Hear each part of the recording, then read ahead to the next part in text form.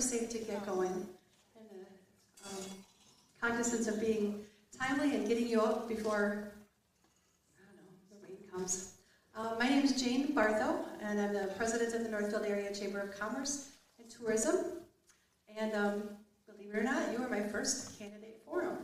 So I am excited to be here and excited to be able to give a platform for the candidates to come and introduce themselves and their views and for you to get to know them better.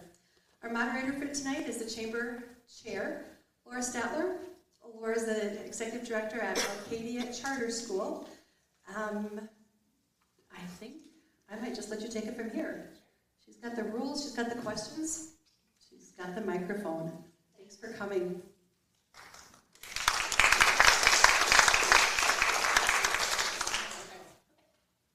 Hello everyone, welcome to the Northfield Chamber of Commerce Candidate Forum. Thank you all very much for coming tonight. We're looking forward to hearing tonight from those interested in serving as mayor or councilor for the city of Northfield. And we are actually going to we'll ask a couple of questions that are specific to the mayoral role first, and then most of the questions will be asked of the whole group. Councilors and mayoral candidates will all respond to the same questions. We collected questions from chamber and community members. We may not have every question exactly the way that you maybe phrased it, but hopefully you'll see some questions that are familiar to you, or it will address an issue that you wanted to see addressed. I am going to ask the candidates, so I think Jane said you have 90 seconds, but I'm going to encourage brevity, because if all of you were to answer all of these questions at 90 seconds, that would be over 3 hours long. So the more you can get to as quickly as possible, the more fantastic. Okay, so let's get right to it. We are actually going to begin with a 45 to 60 second introduction of yourself. And if you could just say a little bit about your interest in serving as mayor or councilor for the city of Northfield. So this question will be everybody just introducing themselves. And I think we'll just start right here. That's great. Good evening. My name is Chad Beamer, and I am running for the City Council Ward 2 seat. And I'd like to thank the Chamber for hosting this evening's event.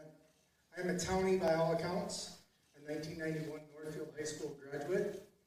I served 4 years on active duty in the Marine Corps and another 6 years of duty with the Minnesota Army National Guard. I have been involved in all aspects of construction throughout the majority of my life. The last 20 years I've been a construction supervisor for 2 different national builders, and for the last 7 years I've been a construction supervisor for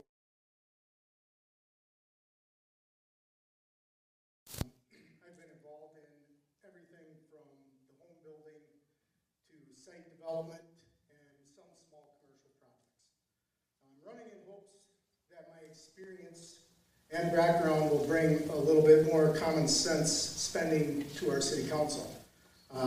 Some of the things I'm hoping to focus on are fiscal responsibility, or fiscally responsible spending to help minimize tax burden, be someone who listens and hears what my constituents have to say, focus on the needed projects versus the wanted projects, work on economic development, both residential and commercial development, to help increase our tax base, and city government transparency with increased communication. So thank you for attending tonight. Hi everyone, I'm Emmy Farley, and I am also running for Ward 2 for City Council. I really want to thank the Chamber of Commerce for putting this on, and thank all of you for taking the time to come out here tonight. I've lived in Northfield since 2015. I came here at that point to be Carlton's registrar. My husband works at St. Olaf. I have 2 kids here, and one of them goes to the middle school, one of them goes to an elementary school here in town. I actually came here to work at Carlton. I no longer work at Carlton. I work at a school in Maine, but I live here in Northfield. We made a very, very conscious decision to stay here in Northfield because, frankly, a town of this size no business being as fantastic as it is, and it is this fantastic. We do so many fantastic things here in Northfield that other towns of our size simply can't compete with, and this is why I want to be on the city council. I love this progressive town that we have. We offer so much, And I think that my skills in listening and understanding, listening to hear, in compromising, in making strategic decisions, that's what I've done my whole career. I'd like to put that into practice for Northfield. I'd love to keep Northfield as strong a player as possible, both now and long into the future.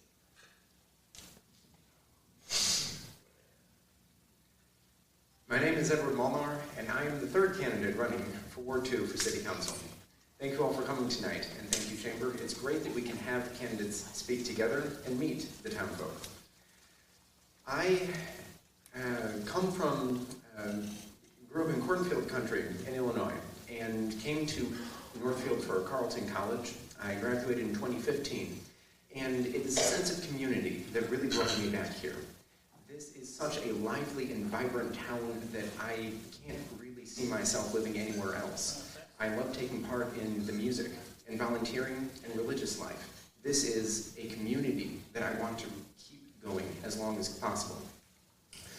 I am running to represent integrity. I'm a seasoned election judge and very devoted to making sure that there is valid civic participation and that we're following the law, that we're teaching people how to be involved. This is necessary to making our community work and thrive going into the future. I also want to represent accountability. It is the reason that I am in this. People have personally asked me to. Many of my friends and neighbors, some here tonight, are the people who have asked me to run because they know I take my job seriously. My job in Northfield is quality assurance at Aurora Pharmaceutical, where I manage records and projects to make sure that when we say we produce the best medicine, it is reliably the best quality possible. This has a lot to do with legal compliance and answering to customers and auditors exactly what we're doing. That is the accountability that our city council needs to be able to provide to all of you. We need to be able to answer what we are doing and making sure that we are doing it well for a positive, long-term future.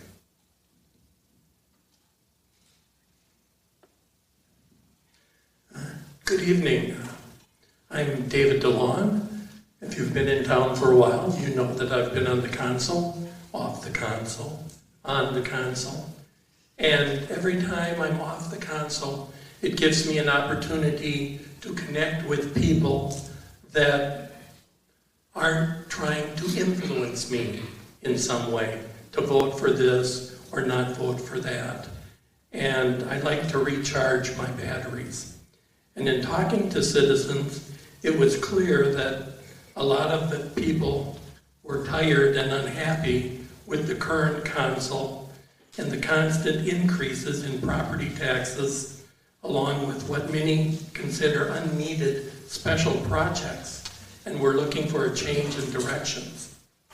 Brad and I, the other at-large candidate, have been friends since high school. We went to this very high school, and Minnie said to me, Brad is a nice guy and all, but we need someone who has a little more critical of the path that the city is being led down. I have a proven track record of questioning whether a project is desired as opposed to needed and necessary. I also have a proven track record of voting against ever-increasing yearly general fund tax levies. My time away from the council has allowed me a fresh perspective and the opportunity to reconnect with people. Everybody expects prudent increases, but they think things are getting out of hand. Thank you. Good evening, everyone. My name is Adam Gebler. I am probably the newest to Northfield here, I believe. I've only been in town about 10 years, but it has been a fantastic 10 years here in town. I have had the opportunity to get to know many wonderful people and work with the community, get to know a lot of the folks here. And I am running because one of the more common things that I hear is that we want to continue to be a progressive, welcoming, inviting town, the same town that invited me a decade ago into coming here, but that it is quickly becoming too costly to be able to welcome new people, and that there's no place for the new people to come on in. I think that this is a place where my expertise as a project manager, as a business manager, and as a father of 5 that can run a household, balancing a budget is something that I have routinely seen and had to call into question. The necessity of projects, the necessity of certain wants versus needs is something that does need to be called into question, because we do have many needs, but there are also many wants that we can prioritize over.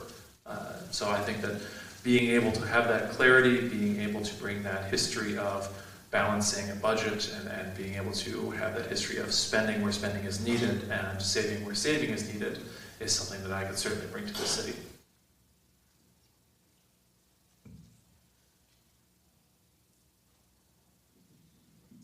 Good evening. My name is Ruth Dahl. I'm running for mayor.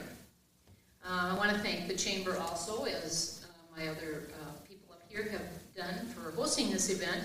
I'd also like to thank the high school for making the space available. I was born and raised in Northfield, and I raised my 4 children here. I have been a member of the business community here and have served the community on the school board for 17 years. This is what I believe we need to change, and as a leader of the city council, this is what I would do. We need to curb the appetite for spending in Northfield, lower the tax rates, listen and respect citizens of Northfield because they pay all our bills. It is not sustainable to do all the large projects that the city council is considering. Leave Bridge Square alone. It's lovely, it's historic. I believe we have a parking problem. It's a wonderful problem to have, and I'll tell you why. Look at other towns around Northfield. They don't have any parking problems because you can park anywhere on their main streets, any time of the day, because they don't have vibrant downtowns. They would love to have our parking problem. Too many of the storefronts in those towns are closed. We certainly can do better, I believe, with the parking spaces that we have. Another item, I think, is create affordable housing options in rental and in ownership. I have worked in this arena for many years. It's doable. Make our development office welcoming to new business and housing developers. I will mention this to you again later because it's important. If you don't vote, no one hears you. Thank you. Hi, I'm Erica Zweifel, and I'm running for mayor. Thank you all for being here tonight, and thank you to the chamber for hosting us and the high school for providing the space. I'm running for mayor because I love serving the community as an elected official.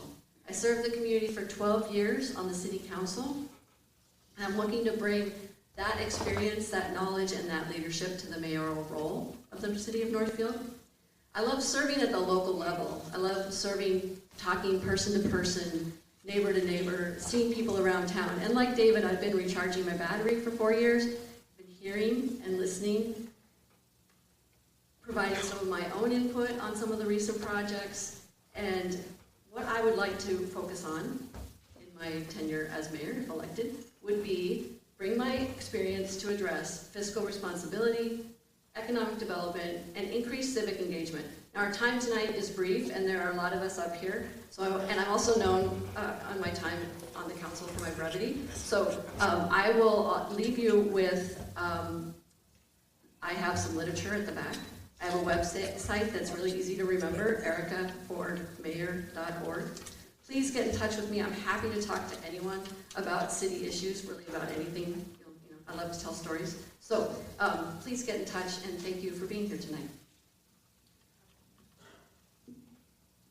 Good evening, everyone. I'm thankful that it's not raining out there tonight yet. I don't know if any of you are too, but it was nice to be able to walk into the auditorium without rain. It's great to be here. My name is Rhonda Pownell. Is it working? Is it working? Okay.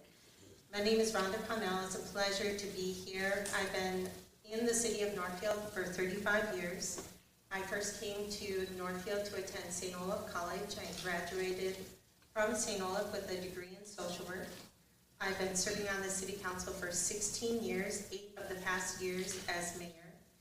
my first 8 years on the city council, I also served as on the League of Minnesota Cities board, where I also served as president of that organization. I also served concurrently on the League of Minnesota Cities Insurance Trust, which insures governmental bodies all across the state of Minnesota for 7 years.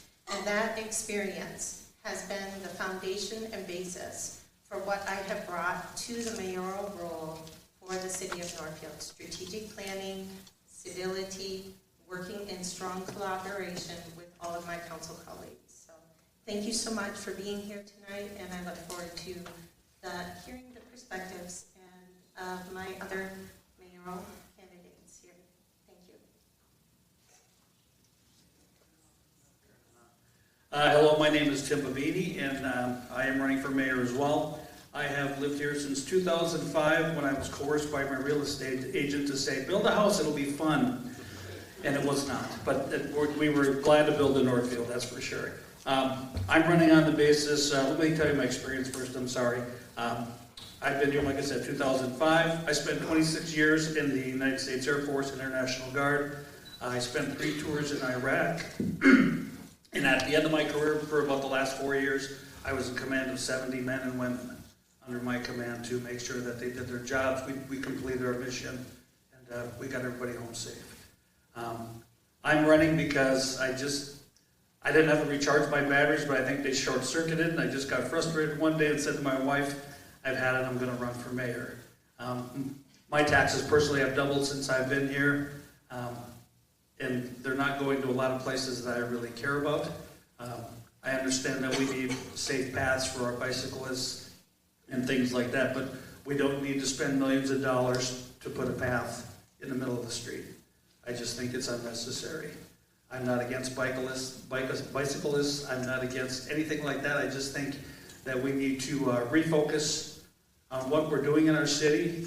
We have to do more with less, and just stop the free fall, just the spree of spending that's going on. We can't sustain that. I'm a senior citizen because I'm 66 today. It's my birthday and I'm here, so thank you. No applause because I'm really old. But I mean, I'm going to have to live on a fixed income like many of you. That's coming up the end of next year. I told my wife I'm going to retire. So I want to get a grasp on things so I can also afford to live here. And I want to thank the Chamber for inviting me here. This is really a great occasion. Thank you. Thank you all for introducing yourselves. We're going to start with the mayor-specific questions. There are 2 questions here for the 5 candidates that we have with us. So Northfield is a home rule charter city with a mayor-council form of government. The city council is comprised of 7 elected officials, including the mayor, who legislate policy and govern the issues related to the city of Northfield, while the city administrator and staff provide all the administrative functions of the city. Although the mayor has an equal vote with the other members of the council, they do hold additional duties, including the presiding officer of the council, the chief spokesperson for the council, recognized as the official head of the city for all ceremonial functions, responsible for some specific executive functions, such as studying city operations and providing leadership in the development of policy, recognized as the official head of the city for purposes related to emergencies. So the first question is, how would you provide leadership as mayor to gain support and consensus on an updated strategic plan for the city and doing work on regular policy reviews on other issues? And we can start with Adam. Thank you. Yes, and to that point, you mentioned that the leadership largely boils down to ceremonial functions as well as ensuring that we have a good representation to the community. I think that is where we have been lacking significantly in most recent years. The information being put out to the community is very rose-tinted.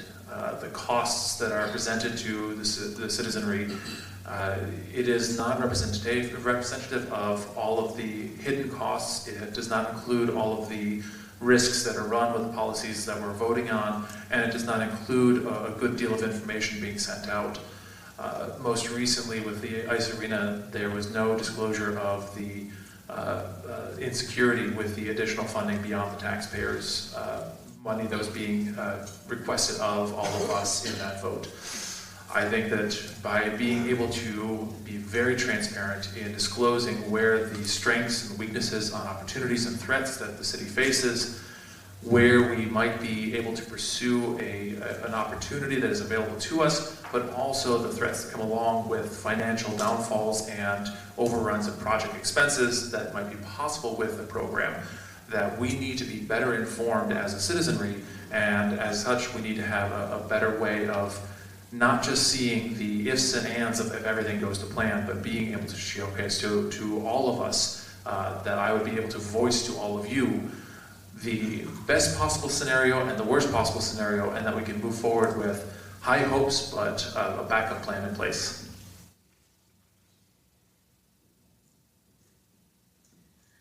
I want to provide leadership that shows Northfield that City Hall is open. It's open to everyone, and I want to get rid of the adversarial feelings that now exist. I want to create a budget that we can live with and plans that are affordable and amenable to all. I would like to recreate a financial advisory committee. This group would meet quarterly. We used to have that set up before. They advise the mayor and the council after they scrutinize the budget, spending, and project feasibility. The group would be made up of volunteer citizens with financial expertise and business acumen. Another set of eyes on city spending would be great. Leadership, I will provide, encourage all council members to raise their hand and ask questions. I currently don't see that happen. I would encourage all council members to have ward meetings 2 times a year. Then bring all of that information back and report it publicly to the rest of the council members. All of the wards in the city are part of the city, and I think those voices should be heard.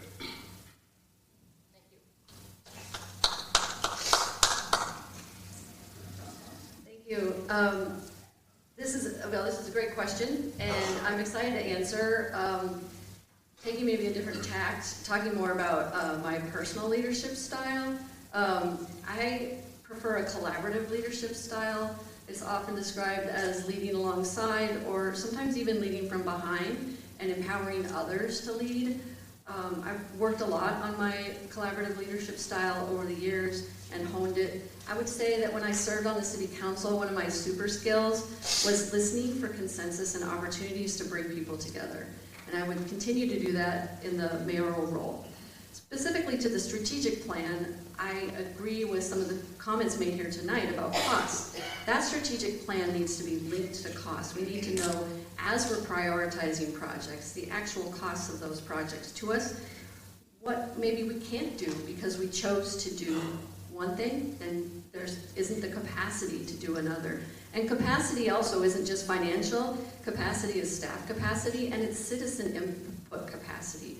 How much can the citizenry comment on and really have true engagement? I prioritize citizen engagement, have it earlier in the process, and I think I'm running out of time, so I'll stop there. Thank you. You turned the mic off. So we got it back on. Okay, so governing in Northfield is really a team effort. Our charter is set up in that fashion. I'm really a firm believer in bringing people together to find common ground. I lead by example, and that means showing respect and honor to my colleagues, especially when we aren't aligned on policy. Maintaining strong working relationships and ensuring we have thorough, data-driven background information to inform policy decision-making is really important. Improving civility and strategic planning have given us an opportunity to work together, really to put together a multi-year roadmap to help us accomplish the needs of the community. We've never done that until I became mayor, and it's been a game changer for us. These were major improvements to the functioning of our city council and really need to continue. As mayor especially, you need to have the capacity to work alongside whatever the majority policy perspective on the council is. And with elections, it can change every 2 years. I will bring that style of leadership and will continue that style as we move forward.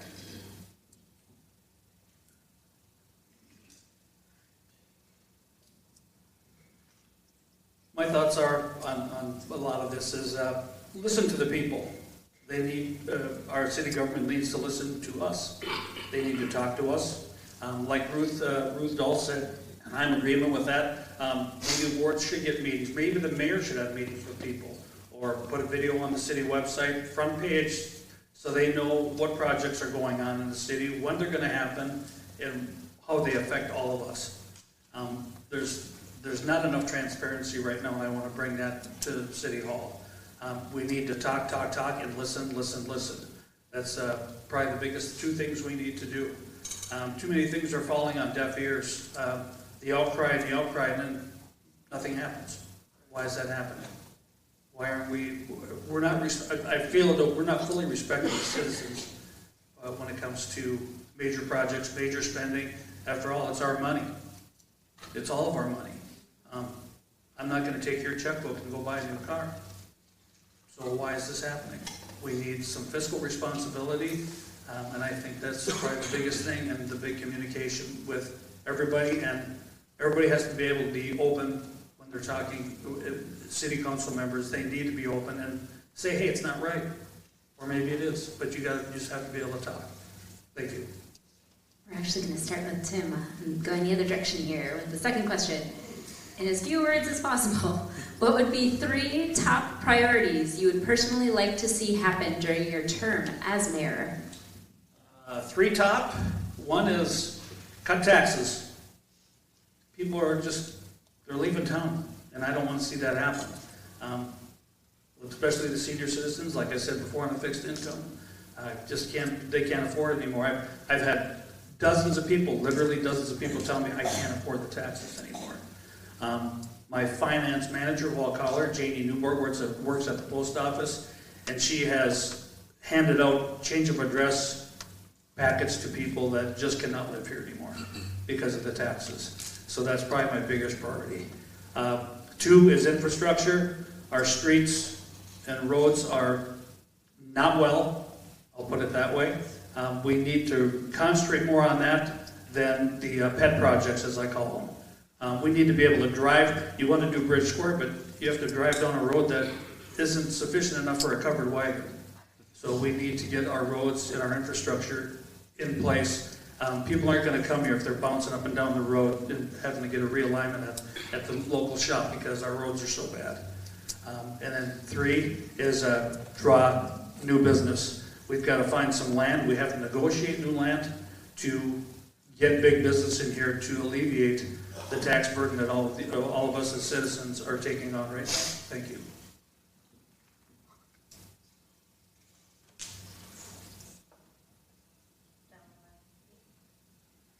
We've been really making steady improvements in the areas of diversity, equity, and inclusion, implementing our climate initiatives and increasing our housing supply, and that should all continue.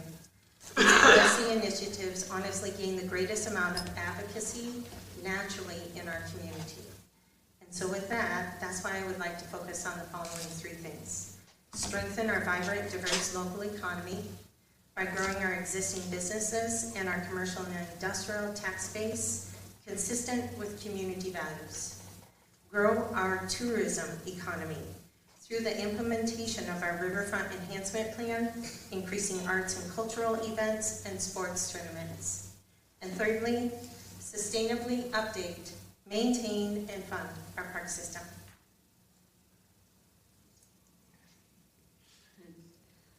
My top 3 priorities, I mentioned them in my intro: fiscal responsibility, citizen engagement, economic development.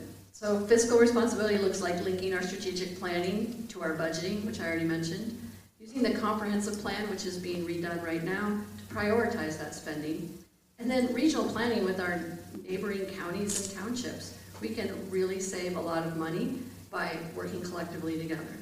Citizen engagement looks like collaborative leadership style that I bring to the table, prioritizing community voices, designing streets and public spaces to meet today's needs while planning for future challenges.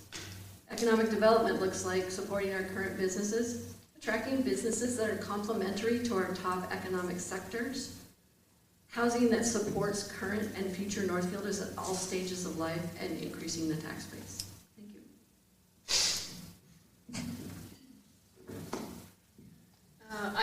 My three priorities are, 1, keep taxes at a rate that is matched somewhat to inflation. And also consider our population growth. Cut the fat out of the budget. Open the business, growth areas, housing choices, and jobs growth. The third one is open and friendly communication with everyone in Northfield.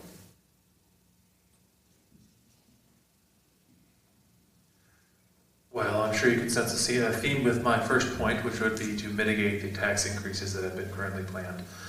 Over the next 5 years, the city plans on raising property taxes by approximately 56% over the 5-year period, and that is unacceptable. Finding a way to mitigate those raises is going to be a top priority for me. In addition to that, I think that we need to increase our tax base, and that is done by making sure that starter homes and affordable homes for young families to be able to move to town is going to be a big priority. It is good, it is well and good, fantastic to have townhomes and to have apartment buildings being built in, but families need to have the next step where young professionals with children can have the next place to set roots into our community. We can have a transient community, we can have a young population, but we need to be able to grow and develop a stable, established population with kids that will need to use these schools. Which brings me to my third point. I would really value making sure that the necessary repairs to our high school are completed. We have tried again and again to have a new building built, but in order to do so, we need so much of a funds that it does not pass the referendum. If we can move to have the amount of monies allocated for completing the repairs so our students have a facility that is in good functioning order, that realistic amount is, raising that realistic amount without unduly raising our taxes is another priority of mine.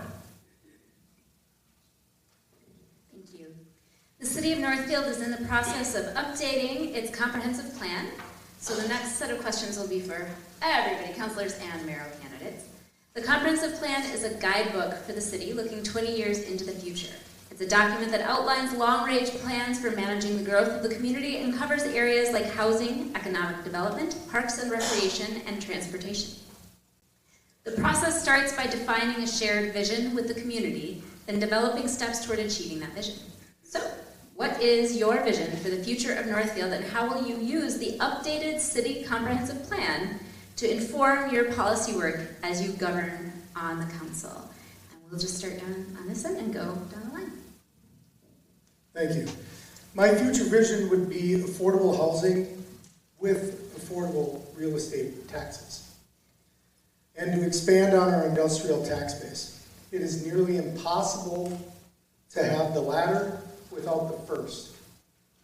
The comprehensive plan is a guide that is not written in stone, and it may be modified depending on conditions and situations while remaining practical to taxpayers.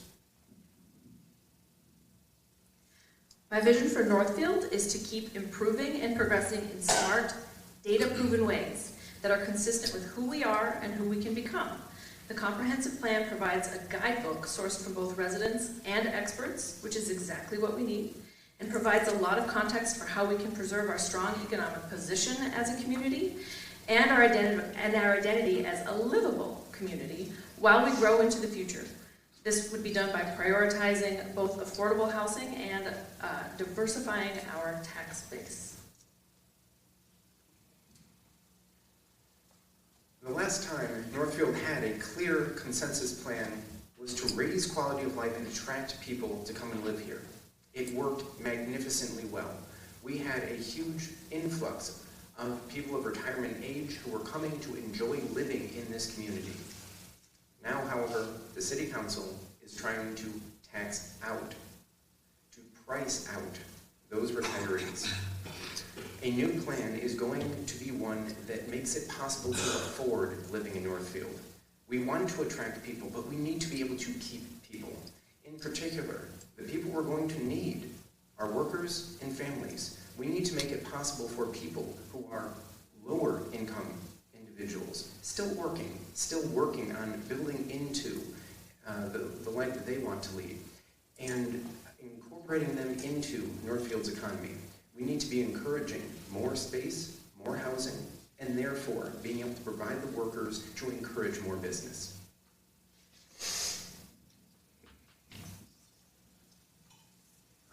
The comprehensive plan, every 20 years, things can change a lot in 20 years. And it's a shared vision. But you people are all involved. That's why you're showing up here tonight. But how many of you have also commented on the comprehensive plan and the changes that are happening?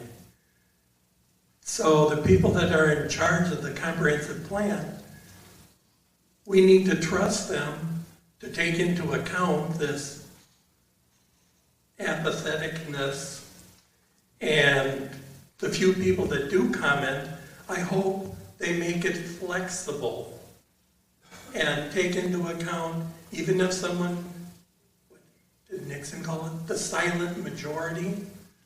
But yeah, it needs to be flexible because things can change over 20 years. And the one we started out with 20 years ago is not what we need now. Thank you.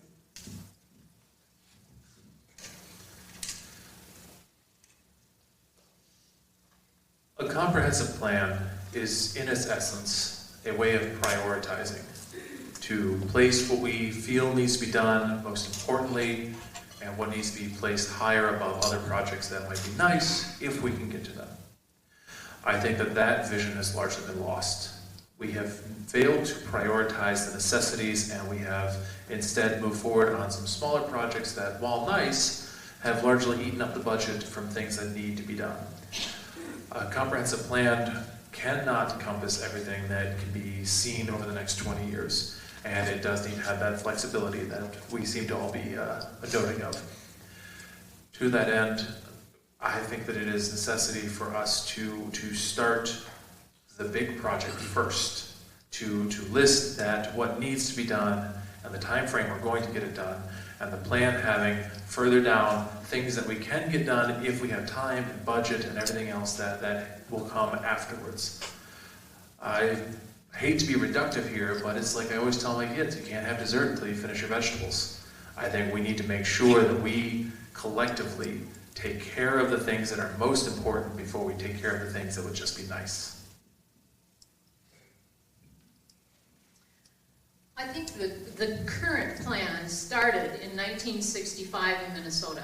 That's when cities were asked to put together comprehensive plans. We've changed a lot in 60 years.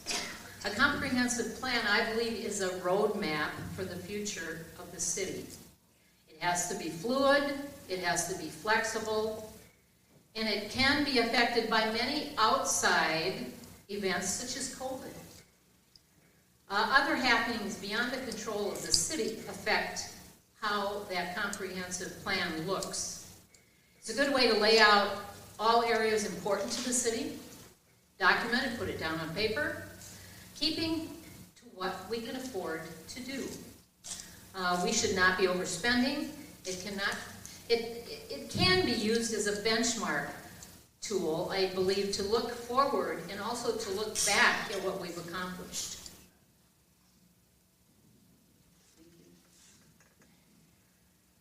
I believe our vision for Northfield includes being a welcoming community, an affordable community, providing a variety of housing and business opportunities. We clearly value green space and places to gather together.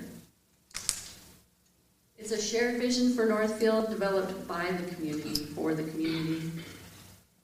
I did bring my copy of the comprehensive plan with me tonight, just so you can see how dog-eared and marked up and tagged with all of these references. It's a a living, breathing document that I used constantly when I was on the council. I used the references, I used the maps. I sometimes drew on the energy that I remember when we developed this plan, with 250 of us went to the Armory together and we developed this plan as a community. I held that energy and remembered that energy while I was on the council. So an updated plan will send a clear message to future developers and businesses. So as we think about increasing that tax base, that's part of what should be baked into that plan. And then after the plan is developed, we're not done yet. After the plan is developed, we need to update zoning codes, capital improvement plans, and a new strategic plan. Ideally, our new strategic plan would be drawn from these comprehensive plan goals. Thank you.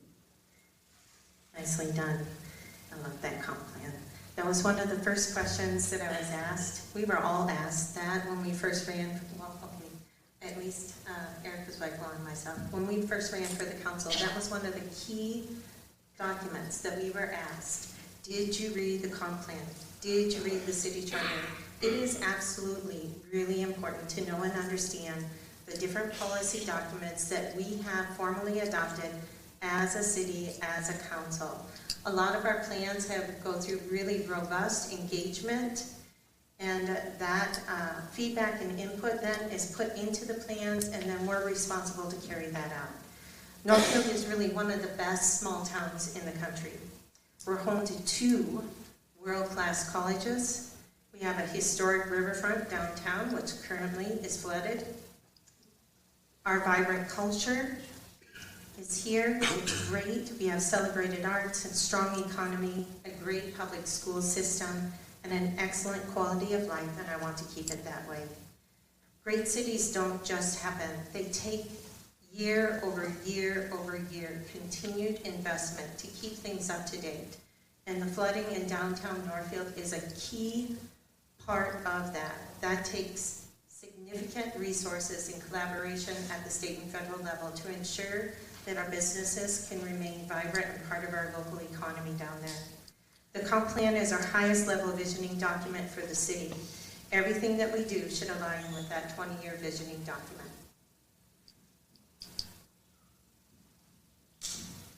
Looking into the future 20 years, you know, it's nice to have a plan, but it's almost kind of like having a good dream. You can look at it and go, oh, this looks really great, but you know, in 5 years, all that can change. 10 years, all that can change. It's going to change. It won't change daily, but every few years, I think it's really going to change. You're going to have to pull back and rearrange everything. Thing is, in a 20-year plan, you don't have much for housing or anything like that if you don't get industry in here first. I think we have to start with economic development, getting big business in here to help with the tax, with the tax base and everything like that, so that will draw folks in. And jobs draw people. People will drive here and come live here. I drive to Bloomington every day, and I live in Northfield because that's where my job is. A business is there that I do, and I've done it for 30 years, and I drive there. I see a lot of people leaving Northfield every day to commute to the cities or maybe to Owatonna down south and stuff like that. If we get industry here, people will come and move here so they don't have to drive. My wife is fortunate enough to work at McLean. She has to drive like 4 minutes to work. Everybody dreams of that. To get industry here and have residents, young families that, you know, will pick up these jobs and do this work. That's what we need. And then our comprehensive plan, a lot of the pieces will fall into place just by that start. Thank you. Thank you. The City of Northfield's strategic plan is scheduled for a new update in 2025. The City Council, as elected representatives, will ultimately define a strategic direction for the next 2 to 4 years and should allocate resources to these priorities. Yet, by all measures, the city tax rate is high compared to similar cities, which places financial pressures on the businesses and residents to offer the public services needed or desired. What would you support the City Council and Economic Development Authority to continue to do or do more of to encourage a strong environment to grow existing business and attract new businesses to have a thriving local economy and to reduce the tax burden for everyone? We'll start on this side. Thank you. I would support any and all efforts in attracting new commercial and industrial development. Part of this need is to include land and infrastructure that is shovel-ready, along with any affordable housing for those who will work in these businesses. We also need to keep a simplified permitting process as not to dissuade businesses from wanting to come to our town. Thank you.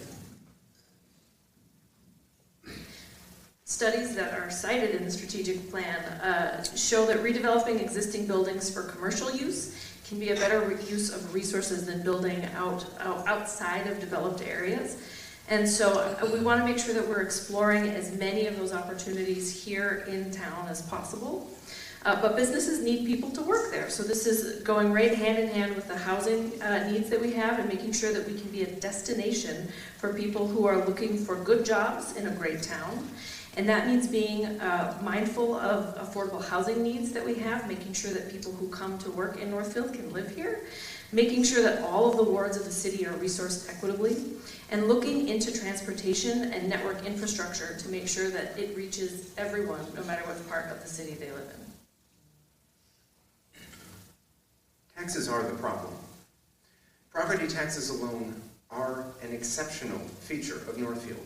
Northfield currently, according to the Minnesota Department of Revenues, sits over the 95th percentile of all 2,800 municipalities and townships in the state of Minnesota. If all of the budget items from the referendum to the ice rink to the other additional increases in taxes that the City Council has put forward this year, if all of those go through, we are looking at a 20% increase in property taxes in 1 year that is going to jump us into the 98th percentile for highest taxes in Minnesota. This is what is crushing people. This is what is driving homeowners out of their homes. This is what is stopping businesses from getting started or new development from being developed here in Northfield. We need to cut taxes, and therefore taxes are also the solution. The greatest power of the City Council is the budget. We're not a major legislative body. We're not going to be changing all that much in way of ordinance and law. We can cut wasteful spending. We can cut all of the needless and unimportant things that City Hall staff are doing in order to be able to make sure that taxes are going to public needs. When we cut taxes, we can make it possible to live in Northfield again. A business retention plan is very important. It's easier to keep a business than to try to attract a new one. So it's important to incubate and encourage. But also, have you ever wondered why when you go down to Faribault, you know, they got Metcon putting up buildings, all kinds of commercial things going on in the industrial park. But there's been a hesitancy. We have that big parcel to the west of the hospital. And why wouldn't you want a business out there if you were a business? When you go through the intersection of Highway 3 and 19 by the firehouse, traffic is difficult. You throw in a train, now you've got real problems. If you're a business, clear access on 19 over to 35, why wouldn't you do that? Thank you.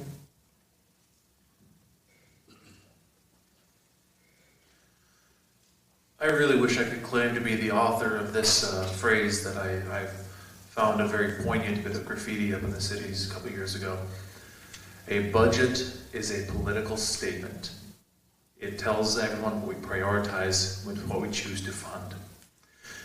If our taxes are going to funding certain projects, if our taxes are going to beautification or to improving certain buildings or to replacing certain buildings or to acquiring other buildings that may be sitting vacant, all of those show where our priorities are.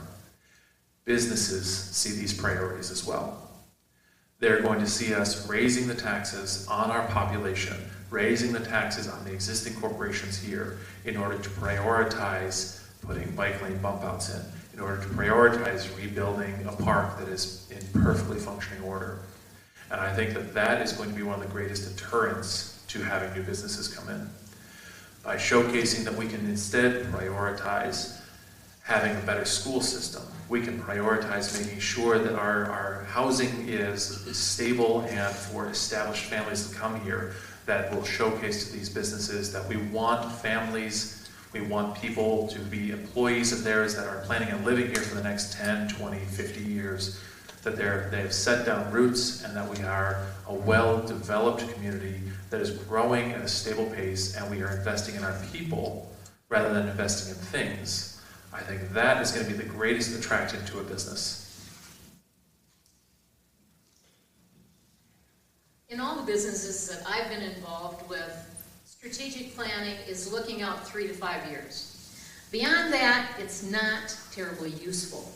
One of the high priorities I have for Northfield concerns, I have heard from many taxpayers, our property taxes are too high. You've heard that over and over and over again tonight.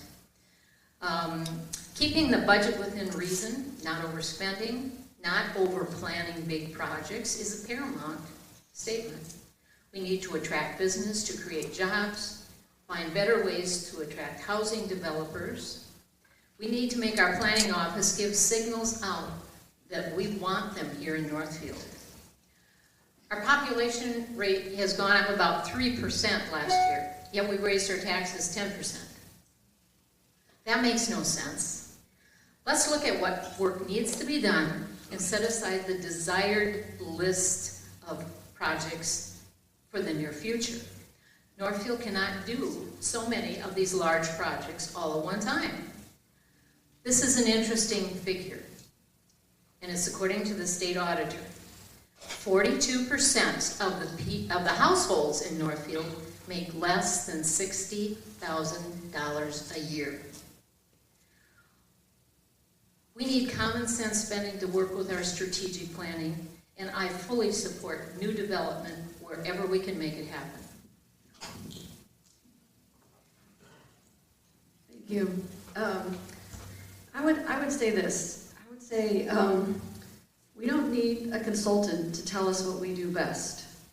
We excel at healthcare, education, and manufacturing, and we are home to multiple nonprofits.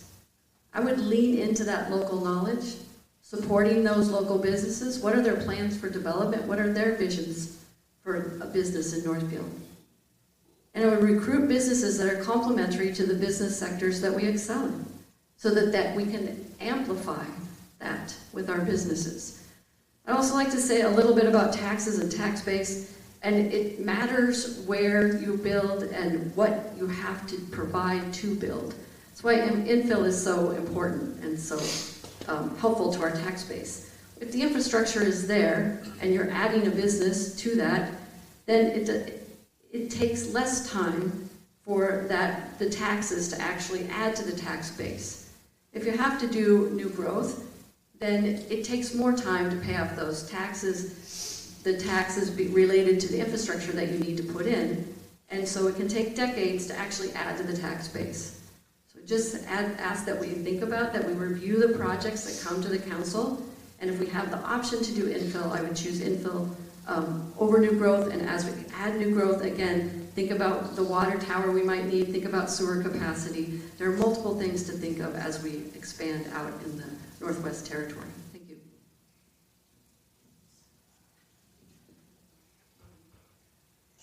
All right. We absolutely do need to support and grow our existing businesses.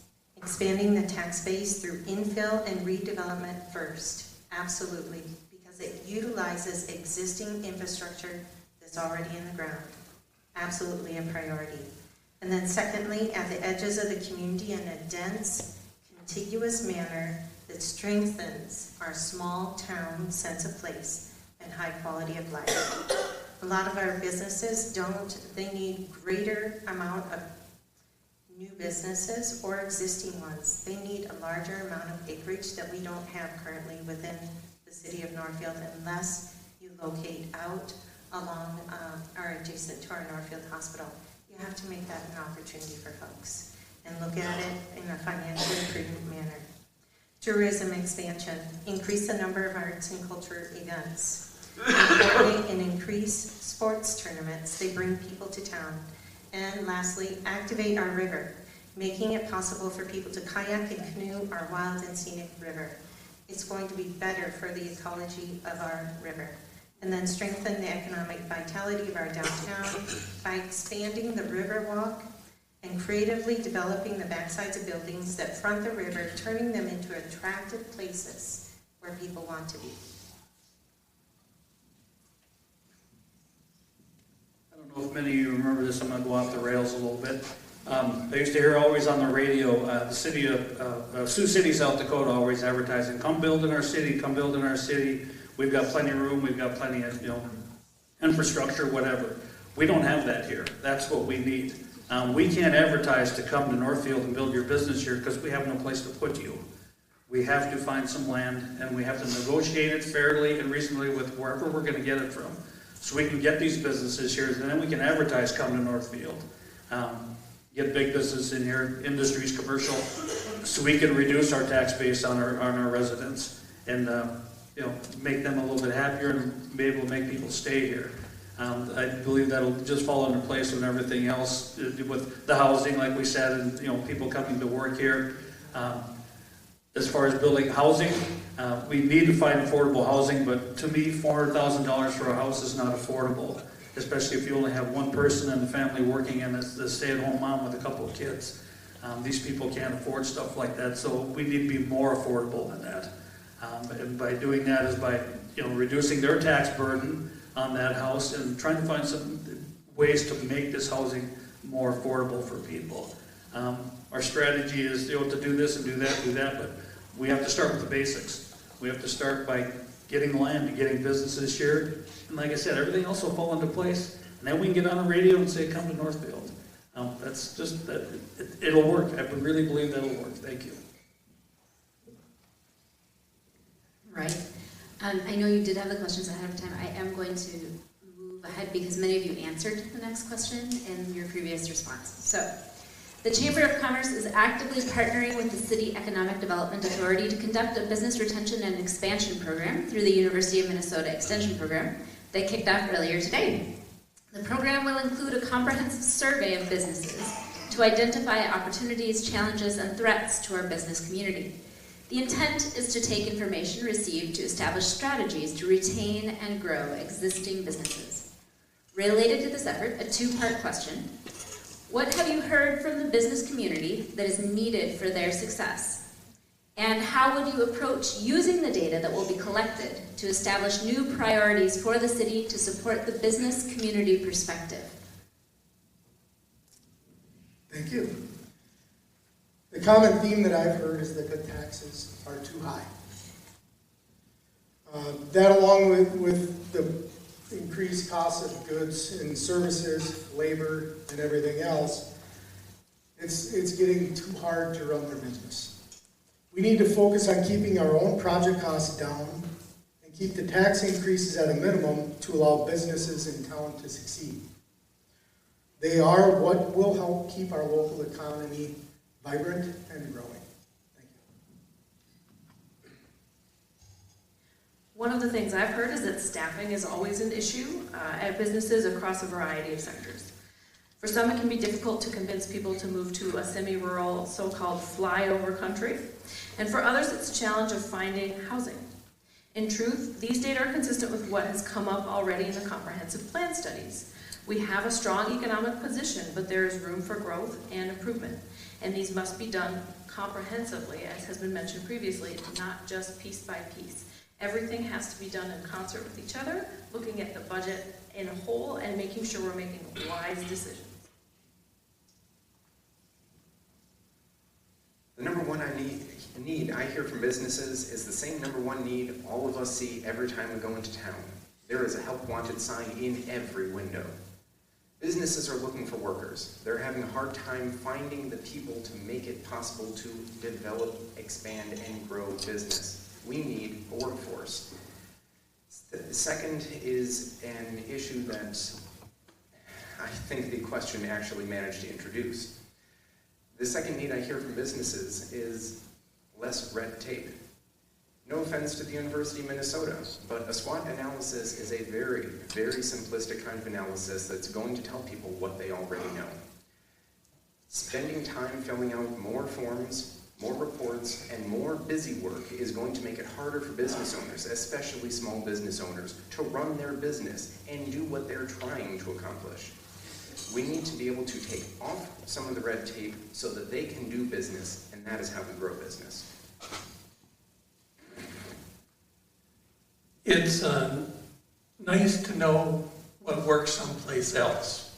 And a lot of that is what data is. This worked here, this worked here. But Northfield is unique in its expectations and its policies. We need to talk to businesses here in Northfield that have had to negotiate the uniqueness that is us. Business owners, bankers, commercial real estate people.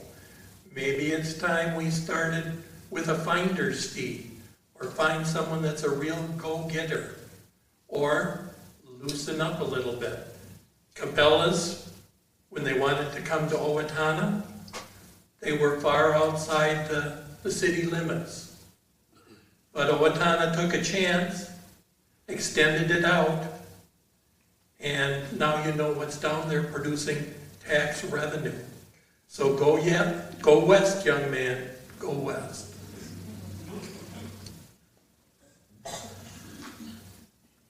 I've already discussed my opinions on long-term affordable housing for establishing families with roots here, and my viewpoints on the necessity of mitigating taxes on both corporations and on the population. When it comes to retaining businesses and getting the information from businesses from what they need, I think the simplest answer is to ask with the intent of listening. A few months ago, I was a part of a meeting discussing the Bridge Square development with a lot of the other business owners around Bridge Square. Over the course of several hours, there was discussions of how many parking spaces were being taken out, how this would impact the businesses, when the construction would happen, and how the business owners, concern after concern, person after person, all came up with issues and suggestions of how we could mitigate these problems, how we could find possible solutions, voicing problems with saying, your answer of moving the parking spaces away from my business aren't going to work for me. Several hours went by, and finally the answer from the city is, well, this is actually already planned. We're just letting you know. I think if you're going to ask the business owners to tell us, to give us information of what they need, you start by being able to listen. You start by being able to say, this is not telling you what is going to happen. This is actually the place where you get to give us input. That we have not signed on the dotted line already.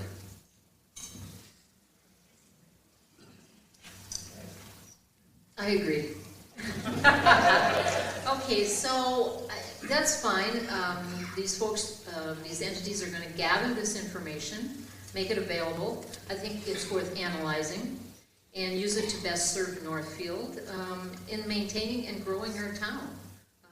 We're talking about the same issues. You've heard housing, jobs, growth, development.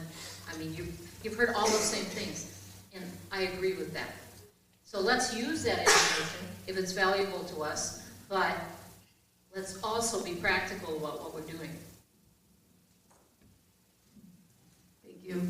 So what I've heard from the business community, also the need for workers, and I think ultimately maybe that need for workers locally is that we don't have the housing to house them. So housing needed for workers. I've also heard that we need to decrease the rate of our property tax increases and improve customer service at City Hall. I hear people saying that it's not the best customer service that they're getting there. Red tape has been mentioned, that sort of thing. So what would I do with that information? I served on the city's Housing and Redevelopment Authority for many years, and I will continue to work on multiple housing solutions. It's going to take more than one. It's going to take all of the ones that we have to work on the housing solutions. Also think creatively about those infill parcels. I mentioned this as part of the increasing the tax base, is that I think the city could invest in some projects, infill projects that will increase the tax base. So I know we have a question about 5th and Water Street coming up later, but I love that project because it's downtown, it's infill. You can take a parking lot and you can add on top, keep the parking lot, yes, and add on top of it, add office space, add housing. You can tackle multiple issues with this one project, and the things that you put there would increase the tax base. So, and then I would improve customer service at City Hall. How can we help you when people walk through the door? That's the question. How can we help you?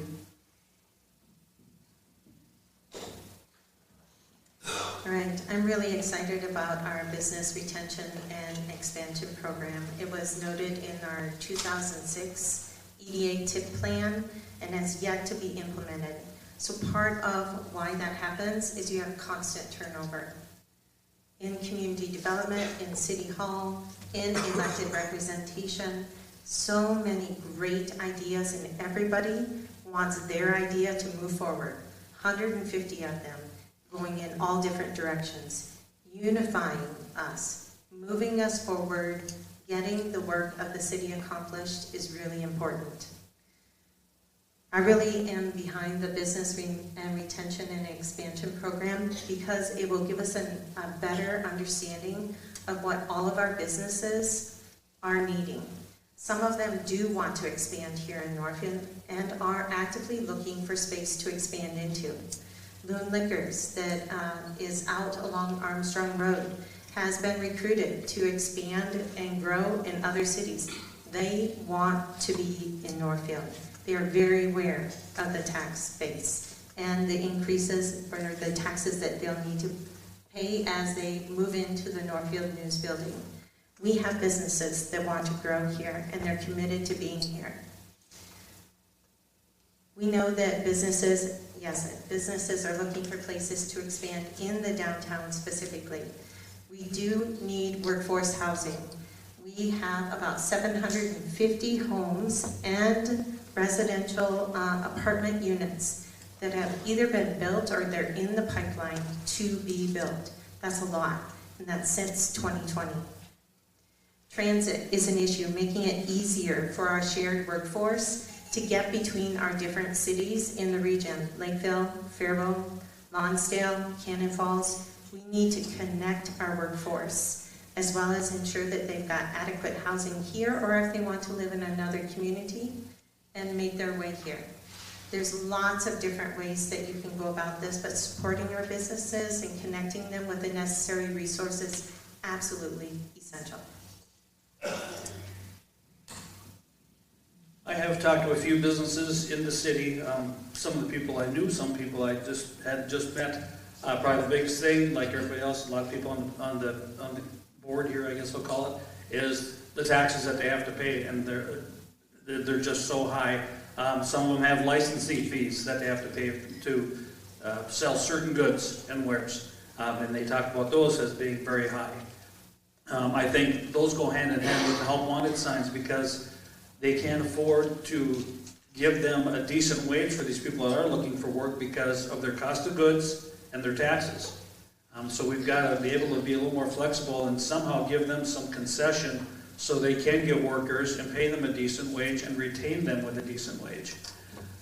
Without that, you know, they're going to keep looking, and their businesses are going to start going down because they can't staff them and they can't support, you know, the community for the business, you know, for the business that they have. They just can't keep up with it, with the demand. So what are they going to do? They either close or they shorten their hours, and then they lose money. Then they're not to be able to pay their taxes. So I really think that we need to concentrate on that. Even with new businesses coming in, we need to figure out how to be a little more fair to them, and everybody that's grandfathered into town will retain them if we show them some compassion and try to give them a break and a chance to thrive. Thank you. Thank you. Many of you addressed housing in your responses, and so I am going to move forward to project and issue-specific questions. I'm going to start with property taxes. Many of you have also addressed this, but I think this is of great interest to people for a little more detail, perhaps. So the city has had and is projected to continue to have property tax levies well beyond inflationary increases, as many of you noted. Much of that has been driven by capital projects such as significant street reconstructions and adding new staffing, including police and fire positions. How will you prioritize city spending to balance wants or needs with the cost of these projects that are primarily funded through property tax increases? Thank you. We need to look at the impact of future tax increases along with weighing in the future needs of the school district. Tax increases should mirror, as Ruth stated earlier, more closely to that of the inflation rates. We must always focus on what is needed before what is wanted. Once the needed is met, we can then look at some of the wants if the money is available. We need to return to a fiscally responsibly run city. Thank you. My day job as an IT product manager is to be the person who considers all of the wants and needs of my organization's technology spending, meets with the stakeholders, and prioritizes our projects and expenditures. It requires being exceedingly well informed about the options and the obligations at play, and then making hard decisions about what can be resourced now and what needs to be put on our roadmap for future consideration and perhaps completion. This is the same approach that I would take to moving Northfield forward responsibly for property taxes. I already introduced how taxes are too high and how City Hall spending is driving the higher taxes. The answer here is cutting City Hall spending. If you actually look at the budget of how City Hall is spending its money, yes, there are occasionally new jobs in emergency response servicemen, and I agree that this is one of the best services that the city government can offer the people of Northfield, but it is by far not really where City Hall is trying to expand. If you look at the most recent request for more City Hall personnel, it's secretaries, it's office workers, it's people who are going to be spinning their wheels, taking in information, generating plans, designs, reports, and all of these other things that drive spending even higher. My work at Aurora Pharmaceutical includes project management, and part of my duty there is getting the job done effectively and efficiently. City Hall does not do that. I also have 3 years working part-time at City Hall, where I get to see how inefficiently City Hall operates. You've heard plenty of times here how Northfield isn't really changing, developing, or growing, and yet we have two city planners for a city that's stagnant. It doesn't make sense. There are already wasteful positions at City Hall, and the most recent city administrator's request just asks for more. We can cut this down. For me, it all starts with setting a realistic budget and not setting it in September when the staff comes and says, we need a 12% increase, and then we can pare that down in December. You know, that's a not to exceed amount, but a budget needs to start with direction from the council in June, right now, and saying to everybody in the city, we're doing 3% this year. You need more than 3%? You best have a whole litany of things to justify any increases. So, setting a realistic budget. Thank you. I've touched on my position for this answer in several different answers I've given tonight. Primarily, I keep going back to prioritizing. My kids can't have dessert until they finish their vegetables. Rhonda listed many, many fantastic projects that I think would be wonderful for us to see as a city completed. If we try to do all of them, it is not possible. It is not going to be possible to tackle all these projects. It's not going to be possible to tackle all these projects in any sort of a time frame. And we're going to need to prioritize what must be done, what would be nice to be done, and what we can afford to say it won't happen now. In addition to that, I do agree that the amount of spending on personnel in City Hall is wildly growing out of proportion for what the city needs. any business that you see that is growing outside of its budgetary constraints, the biggest problem is usually personnel.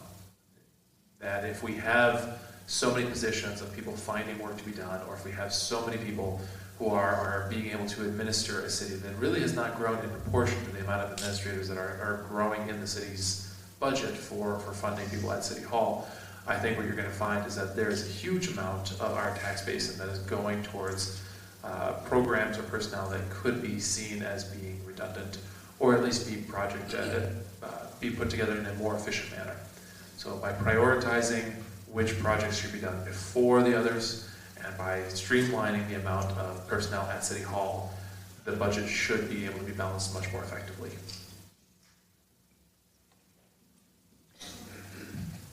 Okay, same old tune you're gonna hear again.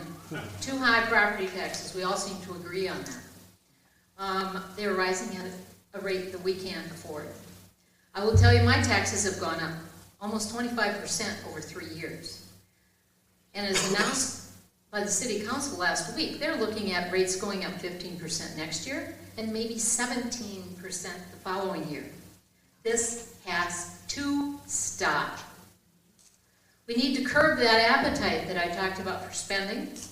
All of us are watching our wallets get thinner. Our costs of living are going up. You all pay more for gas, you all pay more for food, you all pay more for insurance, and those are just a few of the examples. So I have a couple of stories. I was recently talking to a county commissioner, and he wanted to relay the message to me because he wanted to get the point across. And he said he's had a couple of calls from women living in Northfield, and they were in tears over the phone. They've lived here their whole lives. They can barely understand how in the world they're going to pay for increased property taxes. To me, that's unconscionable. I will tell you another story about a downtown retailer that told me their taxes went up about 50% in 1 year's time. That's unlivable. And then one final story I'm going to tell you. When I started on the school board, I was green, I was diving into a business that I really didn't understand a lot, but I had 4 children in school, so I was deeply involved with schools. We had a superintendent who was moving on, and we had a few months of a fill-in interim superintendent, and we were $55,000 in the red on our budget. In Minnesota, you can't be in statutory bankruptcy and run a school district. We hired Charlie Kite.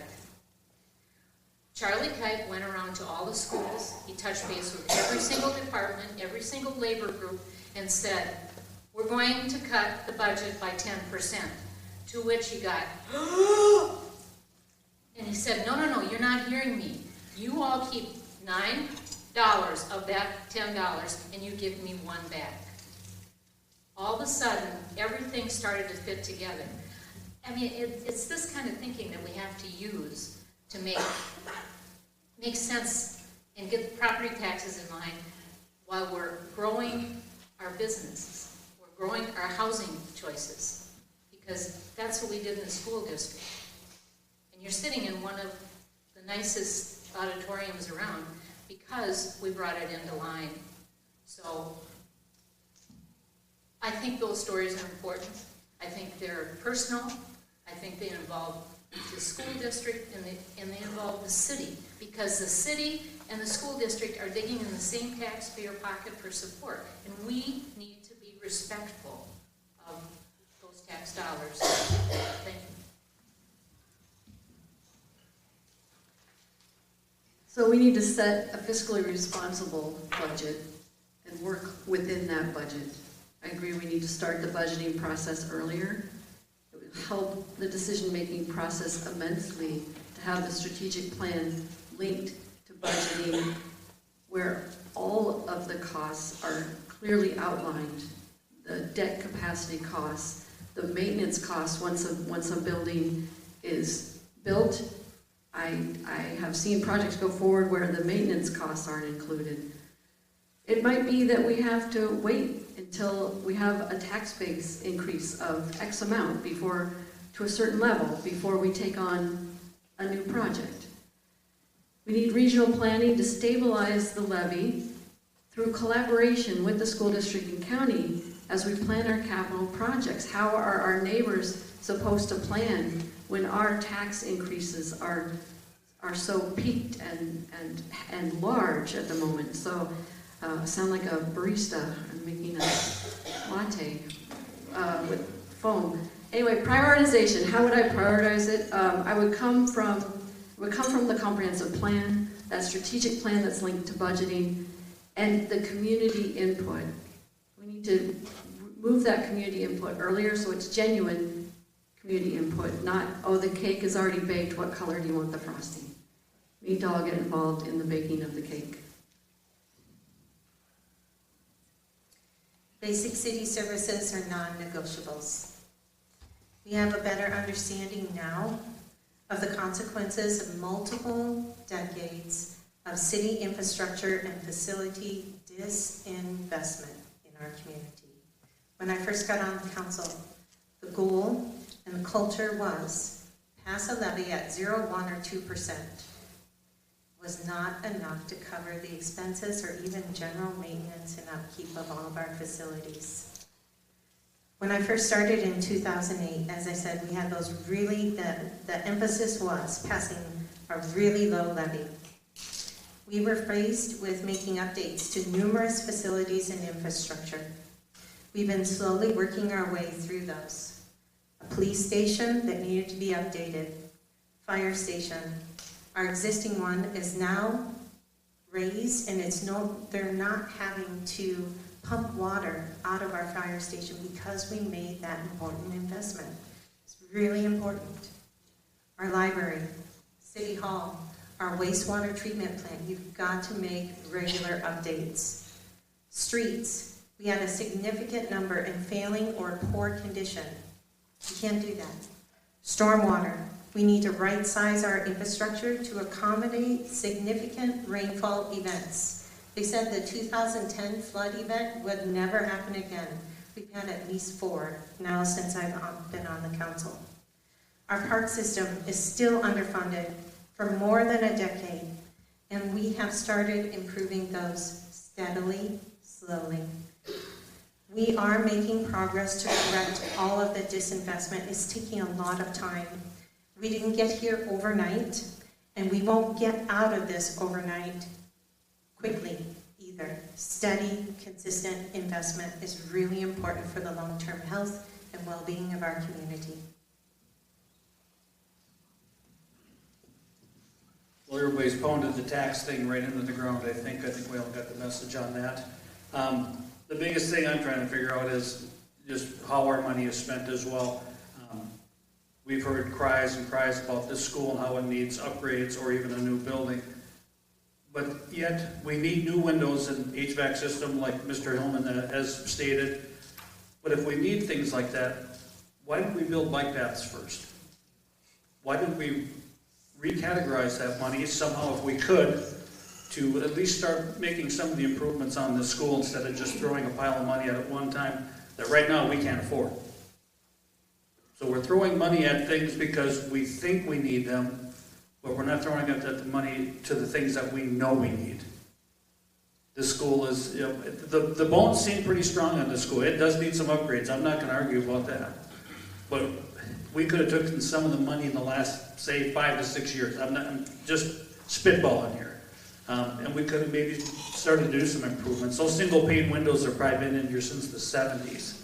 So why didn't we do them in the 80s or 90s? And now that it's 2024, well, now we need Tim? $100 million. I'm sorry to interrupt you, but from the city perspective, so since the school is a separate entity. But that's what I'm getting at. From the Money city that we spent perspective. through city projects, we could Okay. have re-earmarked for the school, is what I'm trying to get at. But I'll leave it at that, but that's just where I want to go. We need to start thinking ahead instead of just jumping at an opportunity and saying this is a great idea. Thank you. All right. So the next specific topic that was addressed here in the questions that we received was about the Northfield liquor store. So the municipal liquor store has been in operation since 1948 and has continually been profitable. Last year, for example, the municipal liquor store saw a 28% profit over expenses. That was from reporting from KYMN. Thank you to them. The purpose of municipal liquor, as set by policy of council, is to, number one, control the sale of alcohol. Number two, provide revenue to supplement traditional tax and fee revenue. Number three, provide an economic stimulus to the central business district. And number four, to provide a convenient location for residents to purchase alcohol. So the question to all of you is, ongoing discussions of a new liquor store have resurfaced public discussion of the value of the city operating a municipal liquor store. Do you feel that the city should continue to operate a municipal store? What are your thoughts on relocation and new construction of the current operation? Thank you. In short, I would not support a new liquor store. The history is great, but with a profit margin of a little over $150,000 last year, is it really a wise investment? I don't think so. At a profit, the return on investment of a $6.4 million liquor store is just way too far out. So why not attract a potential buyer or a potential tax-paying business to come in and operate a liquor store within the city limits? It's a quicker return on investment with little to no taxpayer burden. Thank you. I love having a municipal liquor store that puts the profits right back into the community, and I'm in support of continuing the model. I think a smart relocation of the muni and in new construction, perhaps right on 5th and Washington, could really provide an exceptional and accessible experience. Speaking from personal experience, sometimes those 3 steps to get up into the wine section prevents me personally from being able to walk up into the wine section. The Muni can operate it again from many locations, and relocating it could offer the opportunity to improve the experience while redeveloping highly desirable riverfront business areas.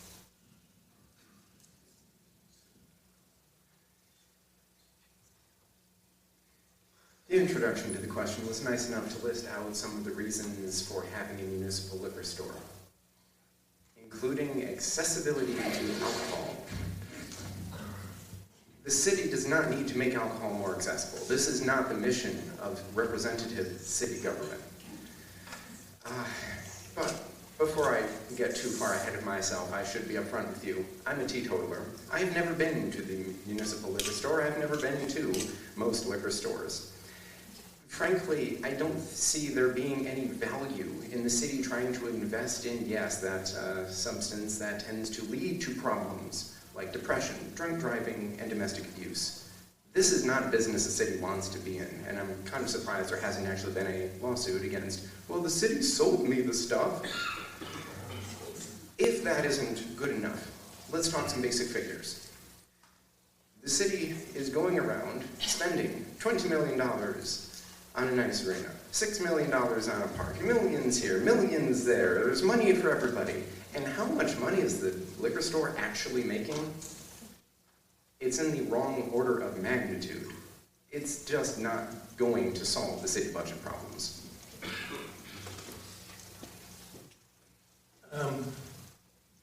First, I guess I have to take issue with KYMN radio because 150,000 is not the figure. And I brought receipts from page 55 of the recent 2023 audit. Operating income or profit was $70,000 on sales of $2.8 million. So if you take the $50,000 transfer out to the general fund, which a lot of you know used to be $100,000, that's $20,000. That's a whole lot of work to make a $20,000 profit. And I've, in the past, have been a supporter of the Muni because when it got introduced, they didn't want to be like Superior Street, up in Duluth, where kids just went and got hammered. For years and years and years, the only place you could get hard alcohol was in one of the service organization clubs. But I am drastically starting to think that maybe we should sell it, let them put up a building, get the tax revenue, get the fee. A whole lot less work than to make $20,000. Thank you. To jump in, just note, I actually changed a bit of this. So what KOIMN reported was the 28% profit over expenses, not the $150,000. Just to be clear. That's what it says. Yes, I had a different question. That's me, Mr. Detail. Sorry. So, for any of you who don't know me, I ran the MGM liquor store in Dundas for about 5 years. So I know a little bit about this industry. And I can tell you that even when I was operating and managing one of the competitors, anyone who asked me this question, I always said, I love the fact that the liquor store is helping to put my kids through school. I have 5 kids in public school, and competition always helps the customer. However, the idea of building a new liquor store was pitched to us with the proposal that the new liquor store with its increased footprint would sell $7 million every year. The current liquor store sells 2.8. Northfield and Dundas combined with all 3 liquor stores sells about $7 million. This is where I mentioned rose-tinted glasses. The most current proposal that was put forward to say that the new liquor store could pay for its own expenses in being able to have this expansion move would assume that the other 2 liquor stores would just close their doors and close up shop. Because why not? We have a new one in Northfield. I think that if we have something that is self-sustaining, can provide jobs, and they are very good jobs for the people who work there, and can still turn a bit of a profit for the city, I don't see why there is not a reason to continue to let that exist. Moreover, we already have properties on the riverfront that are sitting empty, owned by the city, with no plan of how to fill them. I don't think that emptying another building by the riverfront in the hope that someone else will come on and want it is a good proposal. When we have someone that wants the building, when there is already a new place for it to be, and when we've proven that the projected sales are a realistic number, then we can revisit the issue.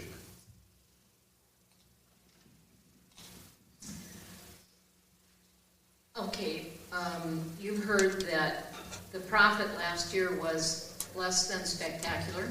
According to the state auditor, it was about $60,000. They didn't.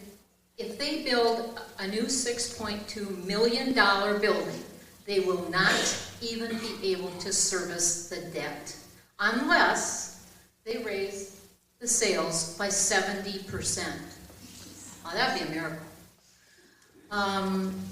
They don't pay any property taxes, they don't pay any fees, they don't pay any parking fees. We should not be in that business. And a little bit of history, it was opened about 70 years ago, and it was to provide a retail service to the city residents. Now it has larger competitors, and it can't compete with the prices. Let's get out of that city-owned business and do something better with that property. Let's put it back on the tax rolls. Thank you. One of the first committees I served on when I was on the council in 2010 was reviewing replacing the liquor store at that time. And the return on investment simply didn't pencil out. It didn't pencil out then. It doesn't pencil out now. Spending over $6 million on a new liquor store does not yield enough profits for a very, very long time. And so when something like that occurs and you look at it and you look at that space, I think about what is the best and highest use for that property. If that property could be redeveloped, it frees up some space for redevelopment, opportunity to add that building back to the tax base. And then, as others have mentioned, I like to think about the purpose of having a municipal liquor store. I appreciate that was in the question. One, control the sale. Are we really controlling the sale when there are so many competitors nearby? Two is revenue. I would say, again, that's not worth it, as others have mentioned. The stimulus to the downtown and convenience, I agree, those are important things. And I'm curious about, in the future, the state legislation has looked at allowing the sale of beer and wine and some alcohol in grocery stores. What happens to our muni liquor store when that state legislation ultimately passes? So there are a lot of things to consider here as we look at a new liquor store, and at the moment I would not be in favor of adding a new liquor store. Councils over the years have all reaffirmed city ownership, and I agree. The liquor store location should be in a highly visible location where it can best serve customers, ADA accessible, improve efficiencies, and right now there are a lot of deficiencies in the existing building. Ideally, it would be located in a location that would spur additional development or redevelopment. As one of the goals of the city council currently is to put it in a place that will actually spur or strategically improve or invite in additional businesses to locate alongside it. So these are all conversations that are in the mix, and our EDA, Economic Development Authority, is meeting here tonight, and they're giving guidance to the City Council on what to do with some of our downtown properties.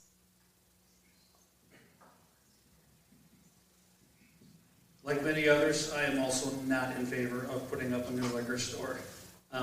Like everybody said, the profits that thing is going to churn out, how long is it going to take us to recoup all that money on $6.4 million? They said there's going to be some additional businesses and stuff in there.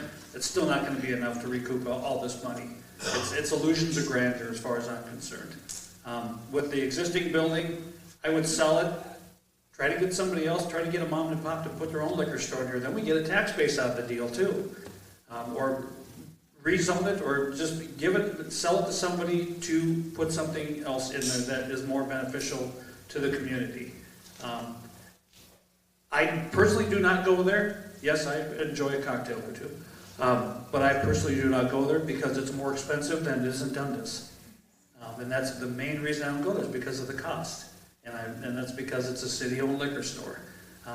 Lakeville has a great liquor store there. Their city liquor store is constantly busy, but we're not Lakeville. We're Northfield.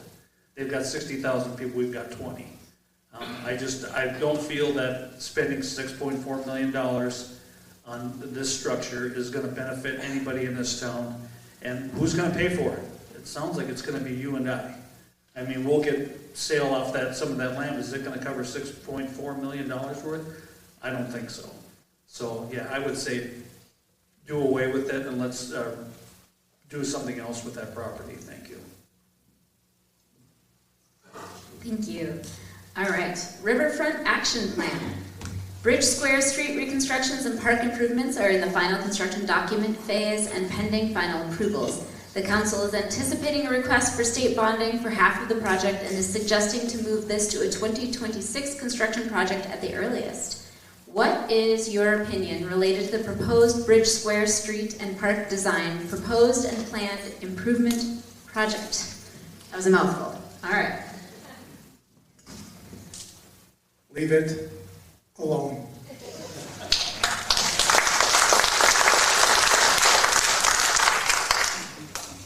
That was the shortest answer we'll get all night.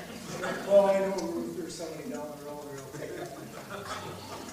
I think postponing this makes sense. I think there are a lot of priorities, and this strikes me as something that's much more of a nice to have, or maybe something to consider. So minimally, the pause allows us to reevaluate and see if this is really something that we need to do right now.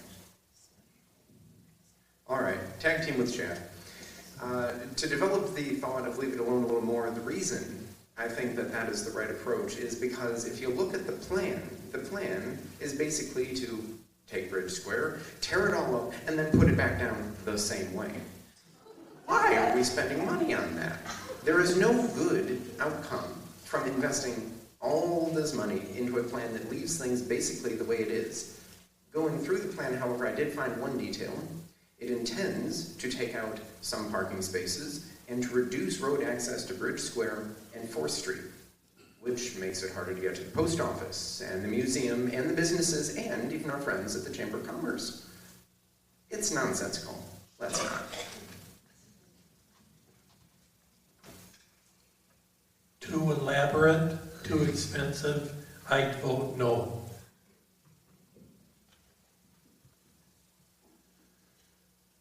I think that in a time and place where virtually everyone at the table here would agree taxes are too high and we're all trying to find a way to cut some of the costs, that is probably the easiest cut that can be made.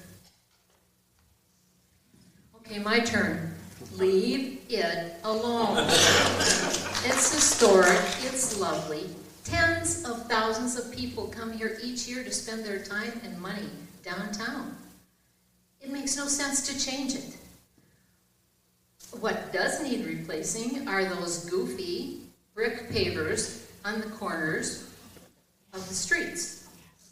The crosswalk area. I mean, let's take those out and put in something that is sustainable, that's durable in our weather, and we don't need to replace it every year.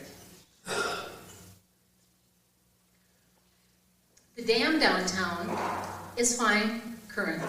It may need work in the future, but we don't need to spend millions of dollars on that now.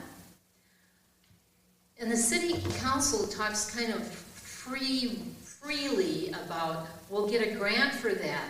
We'll find the federal funding or state funding for that. Where do you think that money comes from? It comes out of your taxpayer pockets. You just gotta stop and think about that for a minute. It's important. And I want the city council to listen, because they're not hearing us. Leave Bridge Square alone. Thank you very much. Yes, thank you. In addition to all that, and then on top of that, I'll say that we also had a question about the Milltown Trail dam removal. And does it really make sense to redesign Bridge Square until we know if we're removing the dam and what the river will look like? It doesn't. We should we should continue to explore what the river will look like and what the dam removal will look like, and then possibly in the future redesign in a phased manner, scaled back manner, so that we can stabilize our levees, look at Bridge Square. Our parks all need to be updated and maintained periodically, and this is one that has not seen updates for some time. Strategic updates will improve the overall functioning of this core park in our downtown that serves regular, large-scale events. The streets are part of this project surrounding the park and also need really important maintenance. You just have to do regular maintenance.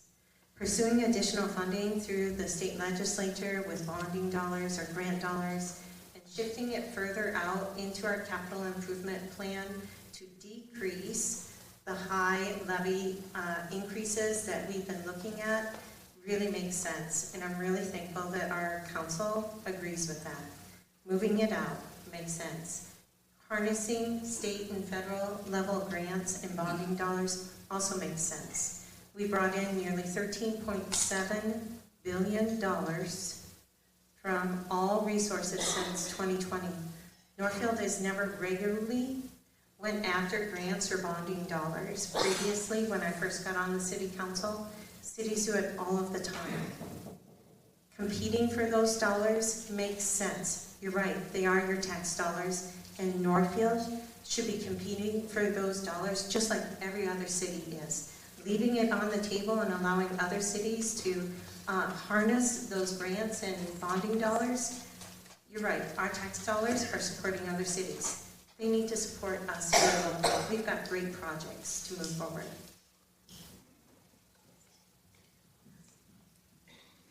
The council may agree to the Bridge Square project, but the residents do not.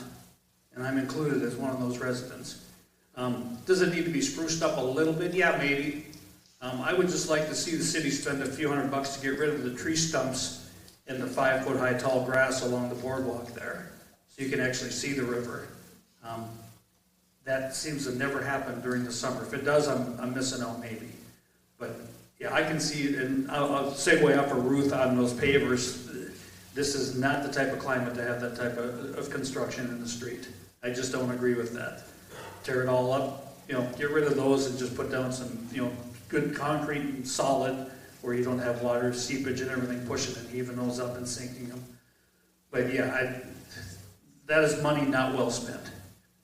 If we're gonna get grants, let's get grants for the school if we can, to get some construction here instead of spending it on the outside, let's spend it on the inside. Thank you. Thank you.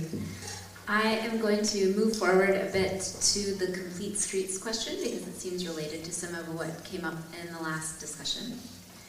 So, the City Complete Streets for All program has generated significant opinions, particularly bike lanes with protected curbs and certain planned corridors. The city has communicated their interest to make streets safe for all types of users, including pedestrians and bikers with all abilities. And I'm going to skip to the second part here. However, there are times when a broader city goal for a cohesive and connected network might be met with individual property or business owner opposition. How would you factor in individual property owners' interest within a broader community public goal if they are at odds, in some cases, related to street designs? And I know some of you had talked a bit about parking, if you wanted to include that in this idea of streets. By all means. Thank you. When a project comes at odds with the property owners, and those owners get over 1,000 area residents to sign a petition, so to hold a petition to the city to hold further discussions on that project, I can guarantee you one thing. I will not ignore that petition or the people that signed it regardless of some legal loophole. We as a city need to use some common sense to determine how much is to be done and what is needed versus what is wanted. Taxpayers shouldn't be an open checkbook for the city. Improved walks and bike paths are okay, as long as they are financially feasible. Protected bike lanes and total street redesign is a wanted item and not a needed item. Therefore, it shouldn't be done. It is more financially feasible to paint lines on the street after the R&R is done on the walks and curb, and then the mill and overlay has been completed. Keeping project costs down to keep tax burden down should be a priority. Thank you.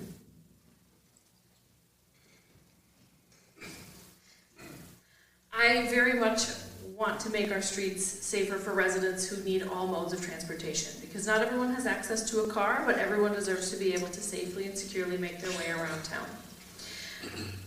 That said,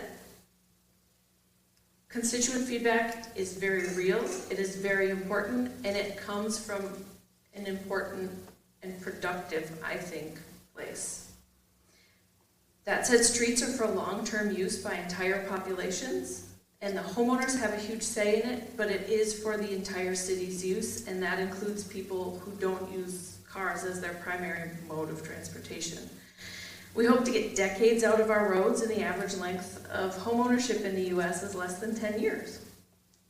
So yes, current attitudes matter, and homeowners need to be listened to and heard and involved in the decisions that we make as city government. But we have to plan for the homeowners of tomorrow as well as the homeowners of today.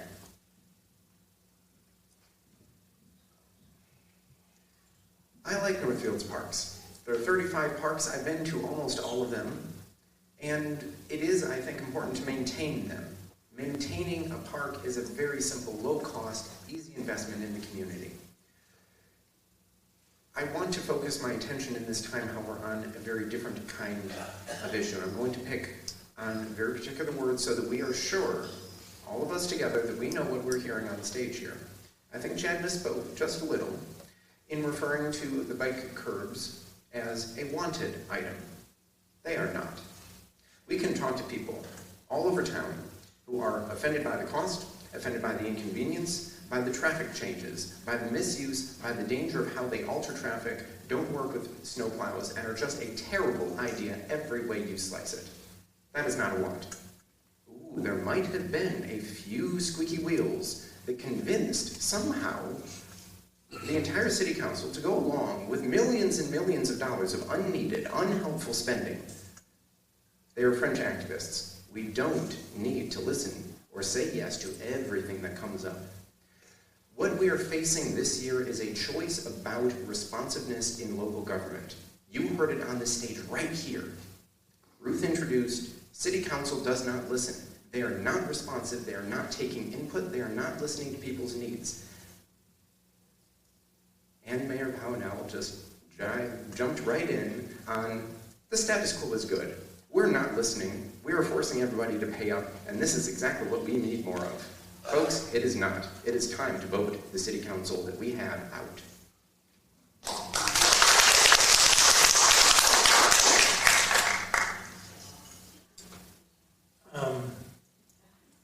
Complete streets, bike lanes. We have 2-lane bike lanes. We have bike lane on one side of the street, bike lane on the other side of the street. We have concrete barriers. I've had numerous people ask me, what are the green crosswalks? I mean, there's been no education that's gone out with this. We work off a plan, but that's lines on a map. Who can better tell you than a person living along that street? Oh, I see bike riders almost every day. Yeah, a concrete median would be good. Who better? They use that street 365 days a year. But we've spent hundreds of thousands, I don't know if it's millions, but we can't go out to Menards and buy a $150 trail camera and see how many people actually use bike lanes? Thank you. I'm going to be my own squeaky wheel here and come back to prioritizing. I think that by saying the necessity of putting in these bike lanes as a priority over many other projects that are truly needed by a higher percentage of the population, or better yet, an unstudied percentage of the population. We don't know how many people are using these bike lanes, and yet we say that it was more important to spend the money on putting in these bike lanes and putting in these bump outs than other projects that now are coming up against the idea that taxes are too high and they might need to be cut. I cannot understand how creating concrete barriers without comprehensive studies of the population usage of them has deemed to be a better spending of our money than other projects to make sure that housing is affordable, that the community can grow, that our tax base isn't so high, that we can really invest in our community that benefits the greater population, not just the two-wheeled population. I would love if we had the income and the expendable income to make sure that bike lanes were a part of every street out there. But to say that the bike lanes are a higher priority than many of the issues we're currently facing and the tax hikes that we're currently facing is just irresponsible.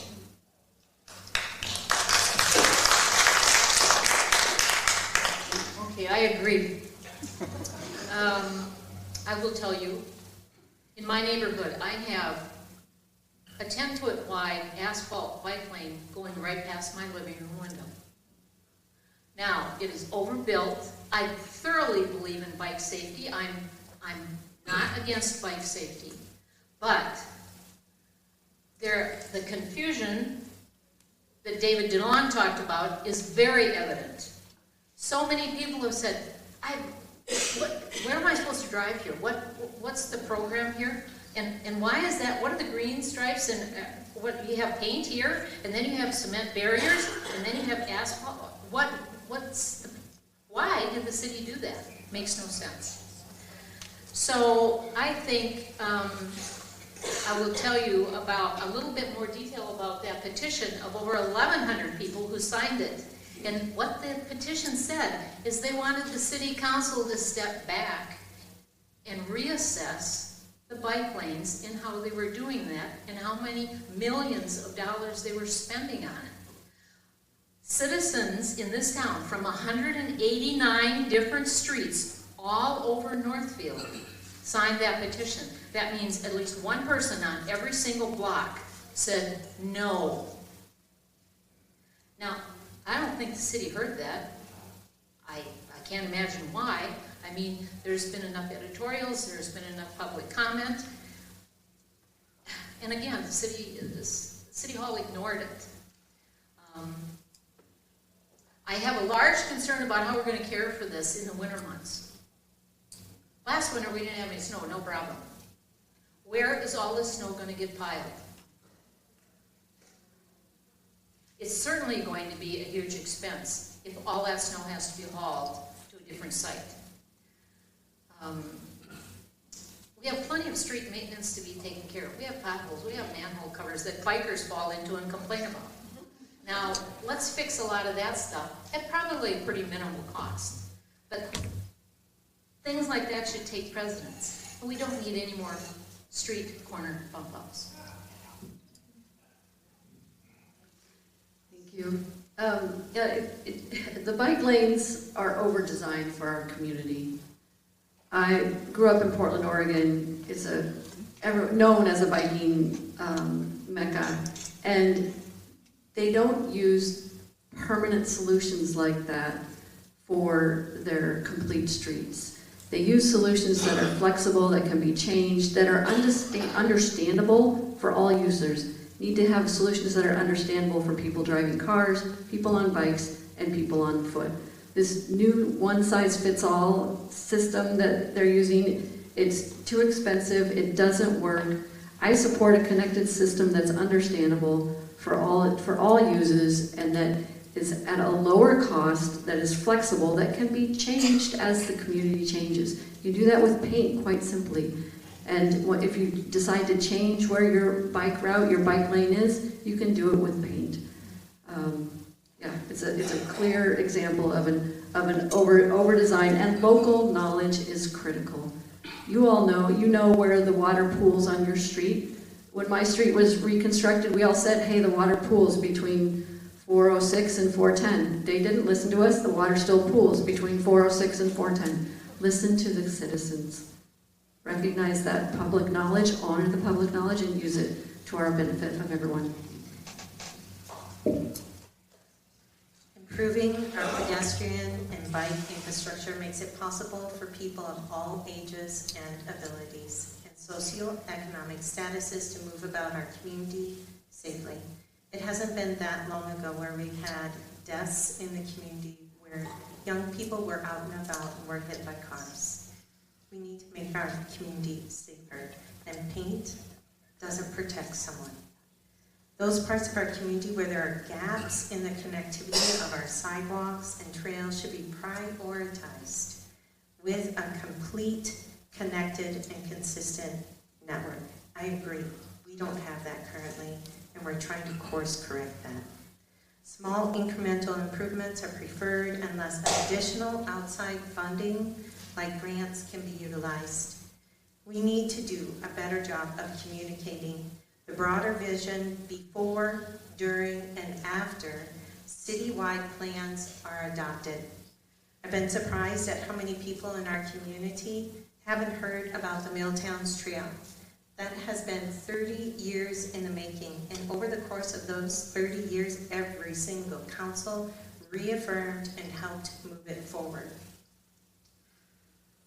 I've also been surprised at how many people haven't been tracking the more recent recommended plans for improving our pedestrian and biking improvements. We can and should be doing better. Of the 156 lane miles in the city, only 7% have been identified to improve the safety of our community. Where there are gaps in the network, we will need to continue to work with property owners in order to find a way forward to make the connection.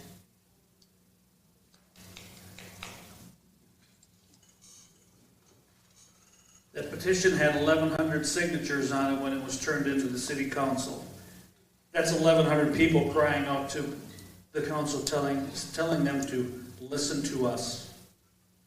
I don't care if it had a flaw or there was a loophole, I don't care what it was, 1,100 people were telling them to listen to what we are saying to you. And we, including myself, were ignored. That is unacceptable. I have done some research with these bike lanes that we installed, and short of calling somebody in Rochester, they had the same design. They don't have that design anymore because they removed them. And I think they found out the problems that we're going to experience here in a couple winters or so. I'm totally against those, just like everybody else is. There's better ways to do this. Question, how many people have been at the airport? How many people have taken a flight? Raise your hand. You ever taken one of the moving walkways? What does it say? One side it says walk, one side it says stand, right? Why can't we build a wider path that says bikes, pedestrians? Why do we have to tear up a street and do this when we can just widen the sidewalk? Most of us, when we were kids, we rode on the sidewalk and nobody ever yelled at us because, hey, we're all on our bikes riding around, staying out of trouble. There could have been easier ways to do this, a lot cheaper ways, and if we do future construction on some of the roads where the sidewalks need to be replaced, why don't we implement that? Make them a little wider and put half for bikes, half for pedestrians. It's logical and it'll work. Thank you. Thank you. The next specific issue is the ice arena. I'm going to try and keep this one really short, so maybe just a yes or a no here. The City of Northfield, City of Dundas, Northfield Public Schools, and private donors have approved a financial framework and plan to construct a new ice arena and sell the existing arena. Would you commit to working in good faith to keep the project moving forward to construction? Yes, but we need to make sure that all the obligations are adhered to minimize costs for the taxpayers. Yes. Quickly, state statute sets out a threshold for what is a major capital investment project. This one is 6 times that value. This is something that should only be passed through a referendum. The city council should never be able to impose this kind of amazing burden on taxpayers without our say-so. This question was asking about good faith. The ice arena plan was not started in good faith, was not voted in good faith, is not being funded in good faith. So, if we, the people of Northfield, happen to vote yes on a referendum for an ice arena, that is the good faith I will follow. I had some of the same questions about good faith. If I say no, am I bad? Can't I have concerns? This was a premature resolution. There are so many unknowns. When will we get the hockey money? Before we do the conduit financing? And what is conduit? Is that lease revenue? Is it conduit like we, the city council, gives to Carleton when they want to put up a new dorm? We allow them to use the city and they pay us a little fee. But what is it? No one knows. Does Dundas know they're on the hook for over $3 million? Has that really been explained to them? The sale of the old arena, $1.225 million. But the estimated value of the site, according to Beacon, the Rice County assessor, who has to keep close, is $1.3 million. The city took out a permit in May 5th for a $370,000 roof, finally. So we'll have $1.7 million in it and sell it for $1.22. That's like a $500,000 loss. Thank you. Sorry so long.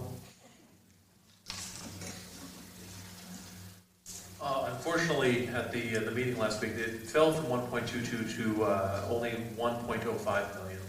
And even that is not signed on the dotted line. My biggest issue with this is that a third of the entire budget for this project is unsecured.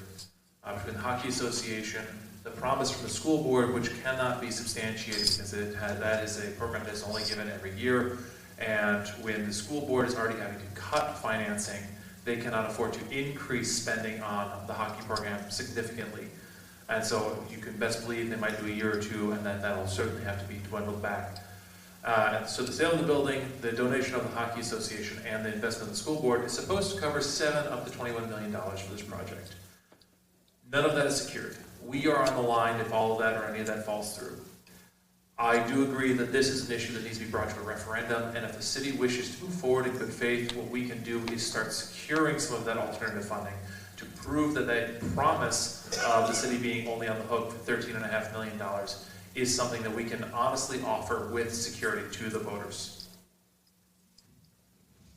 I would agree. It looks like we're kind of committed to this project because of the vote last week on the city council's part to approve it. That being said, so at this point, careful reevaluation of every aspect of that project. I want to see a complete list of contributors. I want that transparency. We need to carefully assess the plan and build only for the need and not make sure that we do not overbuild it at this point in time. Maybe there's a time when it can be added on to if needed, but only build for what you need now. I would also like to see the business plan for the income, for the usage of the building when it's not hockey season. I'd like to know those things. Yes, thank you. I agree the yes or no question is a bit premature. I'd also, in addition to what Ruth mentioned, like to see some maintenance costs, annual loss projections. We currently lose money on our ice arena, and I believe all the majority of the ice time is sold. So we'll be selling ice time for dramatically increasing the rates. I would have preferred a private ownership adding to the tax base. I would have preferred a regional dialogue about partnerships and placement of the arena. I believe Faribault was interested in partnering. Perhaps an ice arena on Highway 35 would have brought in even more business. We talk about wanting to reduce the property taxes, but this will significantly increase property taxes, it looks like, from what I've heard from the council discussion. We've talked a little bit about equity tonight, but my last point on this is I'm curious to compare the percentage that the Northfield Hockey Association is putting into the project. I'd like to compare that to the percentage that the local skateboarders, the youth raised through bake sales for the skateboard park. I'm really curious about that number. I'd love to see it. Obviously, I was the only one that voted on this recently, but you know that I voted in favor of it. The proposed financial partnership with Dundas, Northfield, the school district, and the Northfield Hockey Association is the best that we've seen. The reuse of the existing facility, an annual $1.5 million economic impact, which will support our local businesses at a time of year when things are slower, are additional reasons for supporting this project. Tournaments, bringing people into town. It brings people to our city to shop in our stores, to fill up with gas, to buy food, to go to our movie theater. The city of Dundas voted unanimously in favor of this. We've never seen a partnership like this before. It's the worst facility in the state. Some teams won't even come to Northfield to play in our facility because it is so bad. We've been working to address this for over 20 years. The Northfield Hockey Association is contributing $2 million plus the 7 acres. The school is increasing their levy up to $250,000. They've never defaulted on any of their leases that they've had yet. And they regularly do these levies for some of their athletics that they provide for their students. Dundas, based on the net tax capacity, that will be at 12.1%. Northfield will pick up the rest. This building, this new building, will meet our sustainable building policy, improving the overall quality and energy efficiency, decreasing the annual cost for running the facility. This is a really important moment for us as a community. It's been collaboratively brought forward. We need to continue to move it forward and allow the due diligence to be done.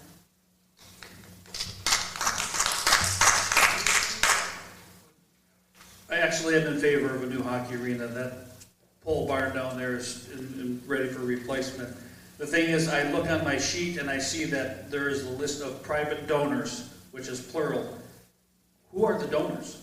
How much money are they giving? Has anybody gone to the big corporations within our city, Post, McLean Trucking, asked any of them for donations, naming rights for X amount of years for a certain amount of money? Has anybody done that yet? If they have, we don't know about it. That's where I would have went first. Instead of just voting on it, I would have tried to secure private donor monies first. And then you know what you have to come up with to alleviate maybe the tax burden that we're gonna have to pay on this if something falls out of place. If somebody falls out of bed on this thing, we're gonna end up chewing up and eating more of this cost than any of these other people on here. So I think we really went backwards on this. Like I said, I'm all for one, but I'm not. The way we're doing it is completely backwards. And I know that we can do it for probably less. I've seen plans that the city was presented approximately 18 months ago for $14 million to do a nice building. It's been 18 months. I'm sure that's probably gone up a couple percent, maybe to 16 million. I don't know that for sure. But now I've seen that we've now have approximately 2 or even 3 bids on this thing. Why do we need all these bids? And who's paying the fees on these to get all these bids and consulting and plans from all these companies? We should be one. If you want to do it, if you want to build it, fine. We'll pay you consultant fees if you get the job. Thank you. Thank you. I'm going to ask one final question, the environment question, and then I will ask for just a closing comment from each of you. So, the city has a strategic priority to implement its climate action plan with a goal to be on 100% carbon-free electricity by 2030 and be 100% carbon-free by 2040. This is an ambitious plan. The city has other environmental stewardship plans, such as a natural resource management plan. There have been some concerns raised about the lack of financial resources and staffing to make more implementation progress. And I'm just going to ask the first part of this question. What is your opinion related to the city's climate action plan and other environmental goals? Thank you. I'll be honest, I have a very limited knowledge base on the city's climate action plan at this time, but I am very willing to learn about it as I would serve on my time on the council if I were to be elected. Thank you. I think we've done a really amazing job as a city looking at the statistics for how the plan has progressed and the metrics that we're meeting. I think that it would be lovely to have more community education around this, but that is obviously difficult when we already have lacks of financial resources and staffing in the area, but I think we've done an amazing job, and I think making it part of our plans for businesses that are coming in is a wonderful step. I believe in conservation and am for the goals of sustainability. Northfield's climate action plan, however, is premised on a sham. The sham comes from Carleton, and it is a great, great disappointment I have that Carleton's administration has been lying about sustainability. Recently, they dropped the college dropped their own carbon neutrality plan goal from 2050 to 2030. They did so because they discovered a loophole in definitions whereby, by offering consultation services to other colleges across the country and municipalities across the country from Oregon to Pennsylvania, they get to write off carbon as though it doesn't exist, as though the carbon output the college is making is mitigated, is magicked away by goodwill. That fairy dust plan winds up feeding into the city's plan, and it's all definitional mumbo-jumbo. We can do better, but we have to be aware of the fact that when talking about natural resources, these are real, tangible things. No amount of goodwill can make up for actual pollution. Well, it is admirable to have great expectations when it comes to a climate action plan, and some people will gladly pay the extra costs involved. I'm worried about the people that can't. Some of that is an educational effort, but some of it is, I'd love to put in one of those tankless hot water heaters, but I can't afford to make that pay off over the time. So, while some people will gladly accept extra costs, other people will need help. And where's that financing coming from? Thank you. I'm glad that we already brought up the concern of carbon offset credits of being largely made-up numbers. Largely, when we look at trying to offset carbon and become carbon neutral, we can ignore the costs, not just in finances, but also in our carbon footprint for trying to implement some of these bigger programs, such as the tankless water heater. One of the things I'm reminded of is that the best thing you can do for your environment is drive your car into the ground until you buy a new vehicle, rather than going out and buying an EV right now, because it costs materials, it takes a lot of carbon, and then you still have to dispose of the old. One of the things we can do for improving the carbon output of our city is utilizing our existing infrastructure and our existing buildings to absolute completion. When we're taking a look at the building we're sitting in, for example, renovations will produce less carbon than rebuilding and demolishing this entire building. If we can take a look at salvaging, if we can take a look at trying to stretch the dollar, as well as stretch the existing infrastructure that's already here, that is better both financially and economically and ecologically. I think that by trying to be realistic that we are not going to be achieving any carbon neutrality that is not just on paper through carbon offsets, we can still make significant strides towards reducing our overall carbon footprint, and doing so in a way that also reduces the amount of financial importance that it puts upon the city to raise those funds. I think it's reasonable to say we're all concerned about environmental safety and conservation. That should be something we should all live by. I have a large concern about another item as far as the environment. The city wants to spend $35 million on a fresh water treatment plant on the very southwest edge of Northfield. And several taxpayers have said to me, well, now wait a minute. What about all the millions of gallons of water that are going to have to be treated and released out into the river in this reverse osmosis process? Well, I can't give you the particulars about it. I'm not an engineer in hydraulics. But I think it posed a good question to stop and think about.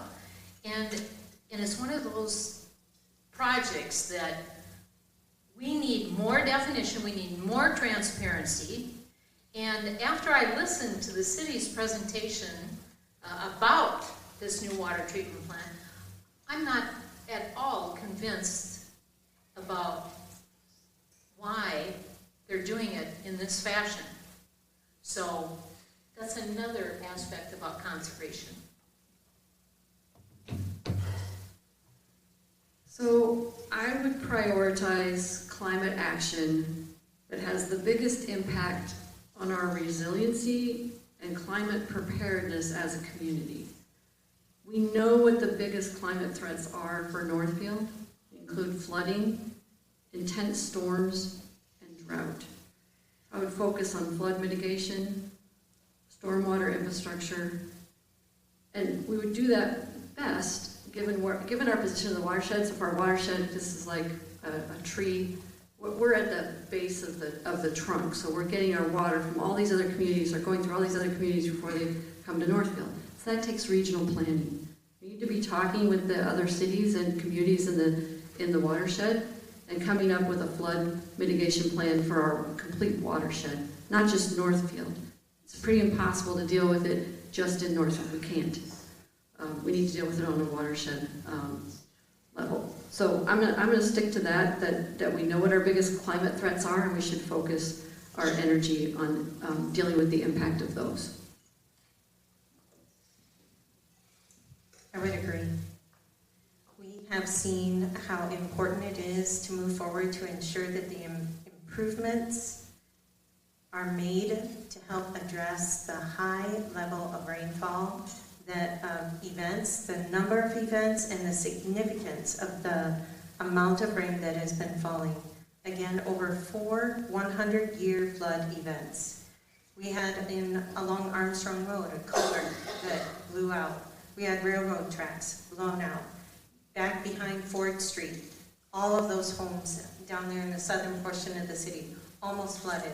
We've got a river for the third time has reached 901.5 plus feet. It's endangering the downtown vibrancy and ability of our businesses to locate in our downtown corridor. It's really important that we deal with those flooding events and we invest in the necessary engineering and the modeling to ensure that we are addressing that so our community can be around for the long haul.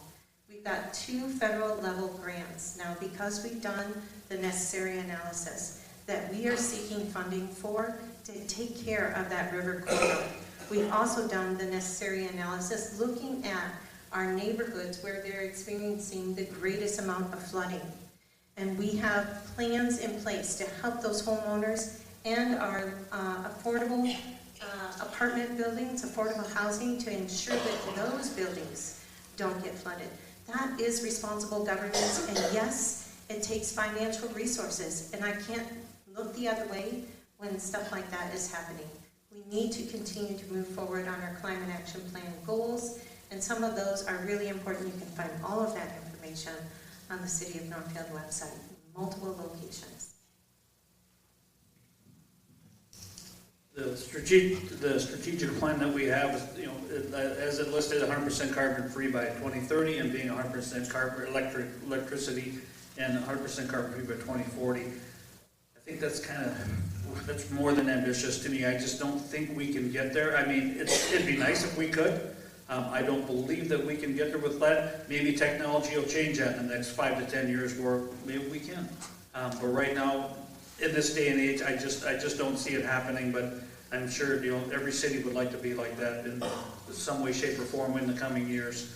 As far as as the mayor said, the flood issues are catastrophic to the downtown area and stuff like that. It would be nice if we could figure out a way to mitigate some of that.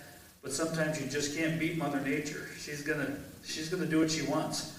No matter what you do, it's just like trying to keep a thief out of your house. You can keep him out for a while, but he's eventually going to break in. But there's something that maybe we should look at down the road to maybe try to help that out. I just, at what cost is it going to cost as far as monies and taxes and everything like that? How are we going to do this? It's a big bill to fill. So time will tell, but we at least have to look at these things and review them and evaluate them and see if there's something that we can do within means. Thank you. Thank you very much. Thank you to everybody for all of the time that you spent with us this evening. I know there are additional questions that are out there that we maybe didn't address tonight, but I'm sure that we'll have additional opportunities. The candidates I know will be at other events where they can certainly share more. So hopefully you will engage with that process as well. I'm going to ask for just one final closing statement. Why should the citizens of Northfield or the surrounding community here vote for you?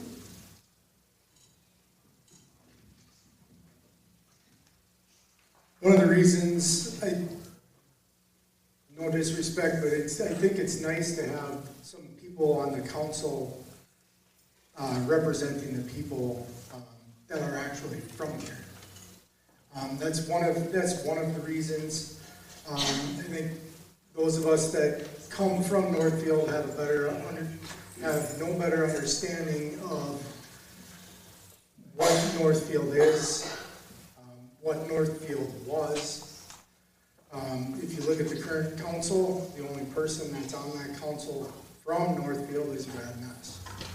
I really hope that my construction background can help bring some much needed common sense back to the spending habits of the city.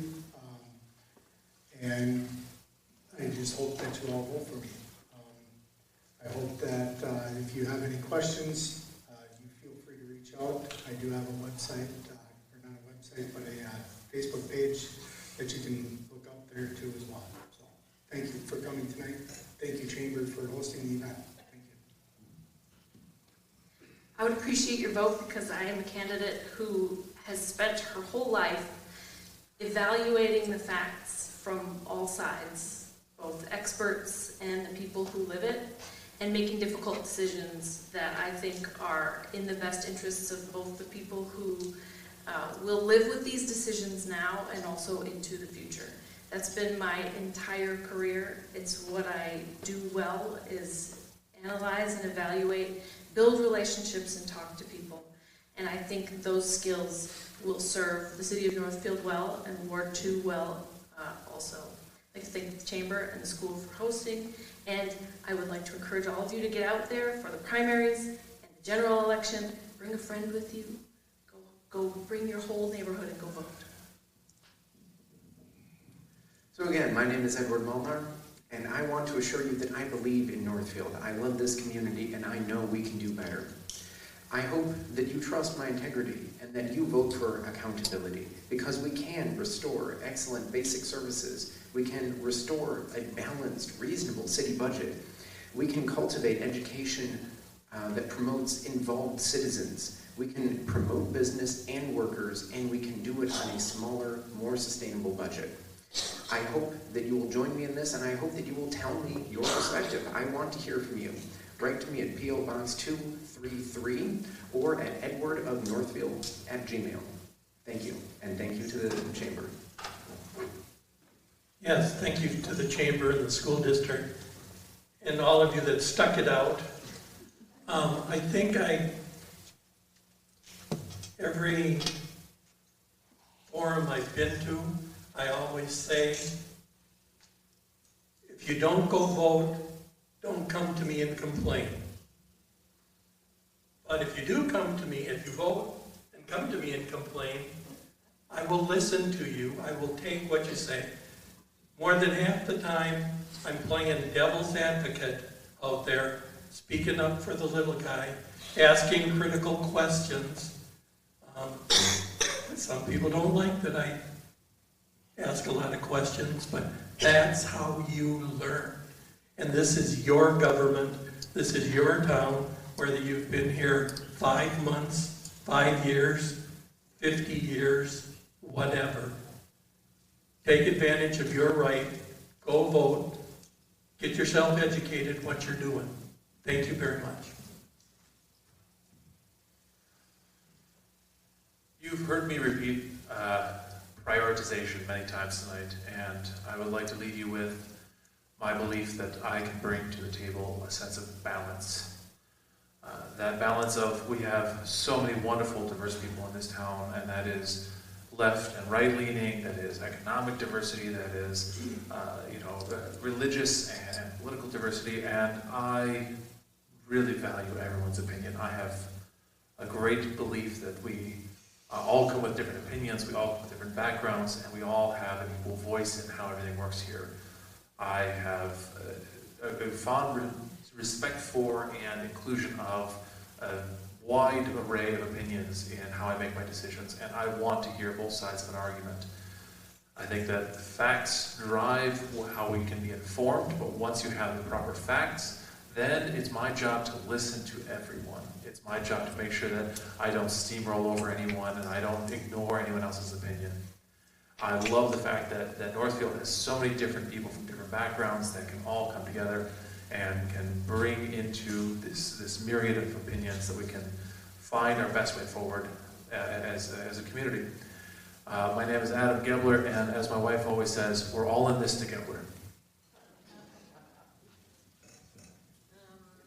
Again, my thanks to the high school, thanks to the Chamber for putting this together. I will tell you straight out, I want what's best for my hometown. I don't want to hear people saying, oh, I have to leave Northfield because the property taxes are choking me. We can do something about that. And as I look at the current council and what they're planning, they have excessive planning, up to about $100 million planned or are considering for projects in the next few years. That's just way beyond the my comprehension of what we should be spending. And again, taxpayers are asked to support the city to pay the bills. Taxpayers are asked to support the school system we have because that's how they pay their bills. So we need to be considerate of each other. We're digging in that same taxpayer pocket. I want to be able to listen to what people tell me and be able to carry that into City Hall. We need the doors of City Hall open and welcoming. And we need to create much better communication with the way we give out information to the taxpayers and how we receive it. Thank you all again for your time this evening and listening to us. I would appreciate your vote in the primary. It's Tuesday, August 13th. Mark that on your calendar. Tell all your friends. Load up your cars. Bring your neighborhood. It's important this year. Come to the primary to vote. We need to hear your voices. And I'll say it again, as I said in the beginning. If you don't vote, no one hears you. So, again, thank you for your time. Thank you all for being here tonight, and thank you to the Chamber. You should vote for me because I bring City Council experience and I know how to get things done at the municipal level. I bring collaborative leadership style to local government. I bring civic engagement experience. I didn't mention this in my intro, but I work at the Civic Engagement Office for Carleton College. I bring that civic engagement experience to the role of mayor. I know how to genuinely engage with the community. My super skill is listening and finding consensus. I have some literature back there, and I love all the promotions of voting. My literature has a QR code on there that will take you directly to the city's voting information about the primary. And I also have a contact me button on my website, ericaformayor.org. That's, I think, pretty easy to remember. I hope so. Anyway, thank you all for being here, and I would appreciate your vote in August. I agree with a lot of the things that have been said here tonight. Finding common ground is not necessarily easy. Running and sharing your perspectives, that's the easy part. The governing, that's where the rubber meets the road. It's difficult. We have, again, just want to repeat out there the accomplishments that we've been able to move forward over the past 4 years. 753 homes or rental units have either been built or are in the pipeline. That's significant for our community. We completed the Northwest Alternative Urban Area-wide Review next to the hospital, making it easier for existing businesses to look at that potential property to see if it's right for them. We have grants and bonding dollars for city initiatives since 2020, $13.7 million. It comes back and helps us leverage local projects here in our community, decreasing. Grants and bonding dollars help us to decrease the property tax levy on all of us.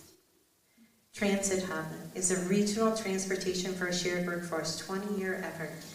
Milltown's Trail, it's a 30-year effort, expands 6.5 miles of trail in the process of being built. Significant effort over 30 years. My strong commitment to civility, strategic planning, and the ability to work with people all across the different policy perspectives have been hallmarks of my time as mayor. It is truly my hope that bringing people together in a spirit of collaboration and championing a relentless positive attitude and optimism, an appreciation for people, and an aggressive celebration of our accomplishments will help transform our community and leave it in better condition for future generations. Thank you for being here. First of all, thank you, all of you, for attending. I know it's probably been a little painful sitting there watching us, but we've all been in those shoes once or twice before, right? I want to thank the Chamber, of course, for hosting this. This has been a very wonderful event. Most of us on the panel here, it's our first one, so you know, it's kind of like the rookies of doing a forum like this. I noticed a lot of people tonight came here with typed out scripts. I did not. Maybe that's a disadvantage for me, but the reason I didn't is because of three things. Because I have listened to the people, I have seen with my own eyes what's going on, and I know what I feel in my heart. And that's where the first one is where I'm going to concentrate on the most. I am going to listen to you. The council's not going to get the final decision. You're going to get the first decision. They will have to look at what you have to say. The falling on deaf ears is now going to, it stops at my door. If you see me on the street, you've got a question, feel free to stop me.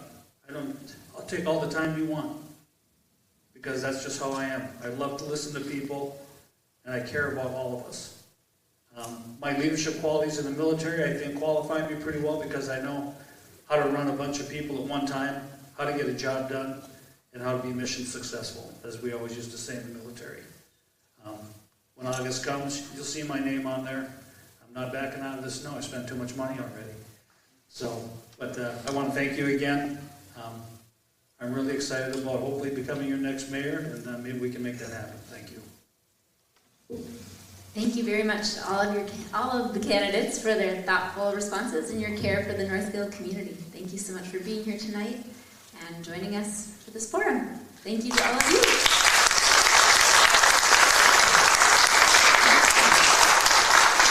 Have a wonderful evening.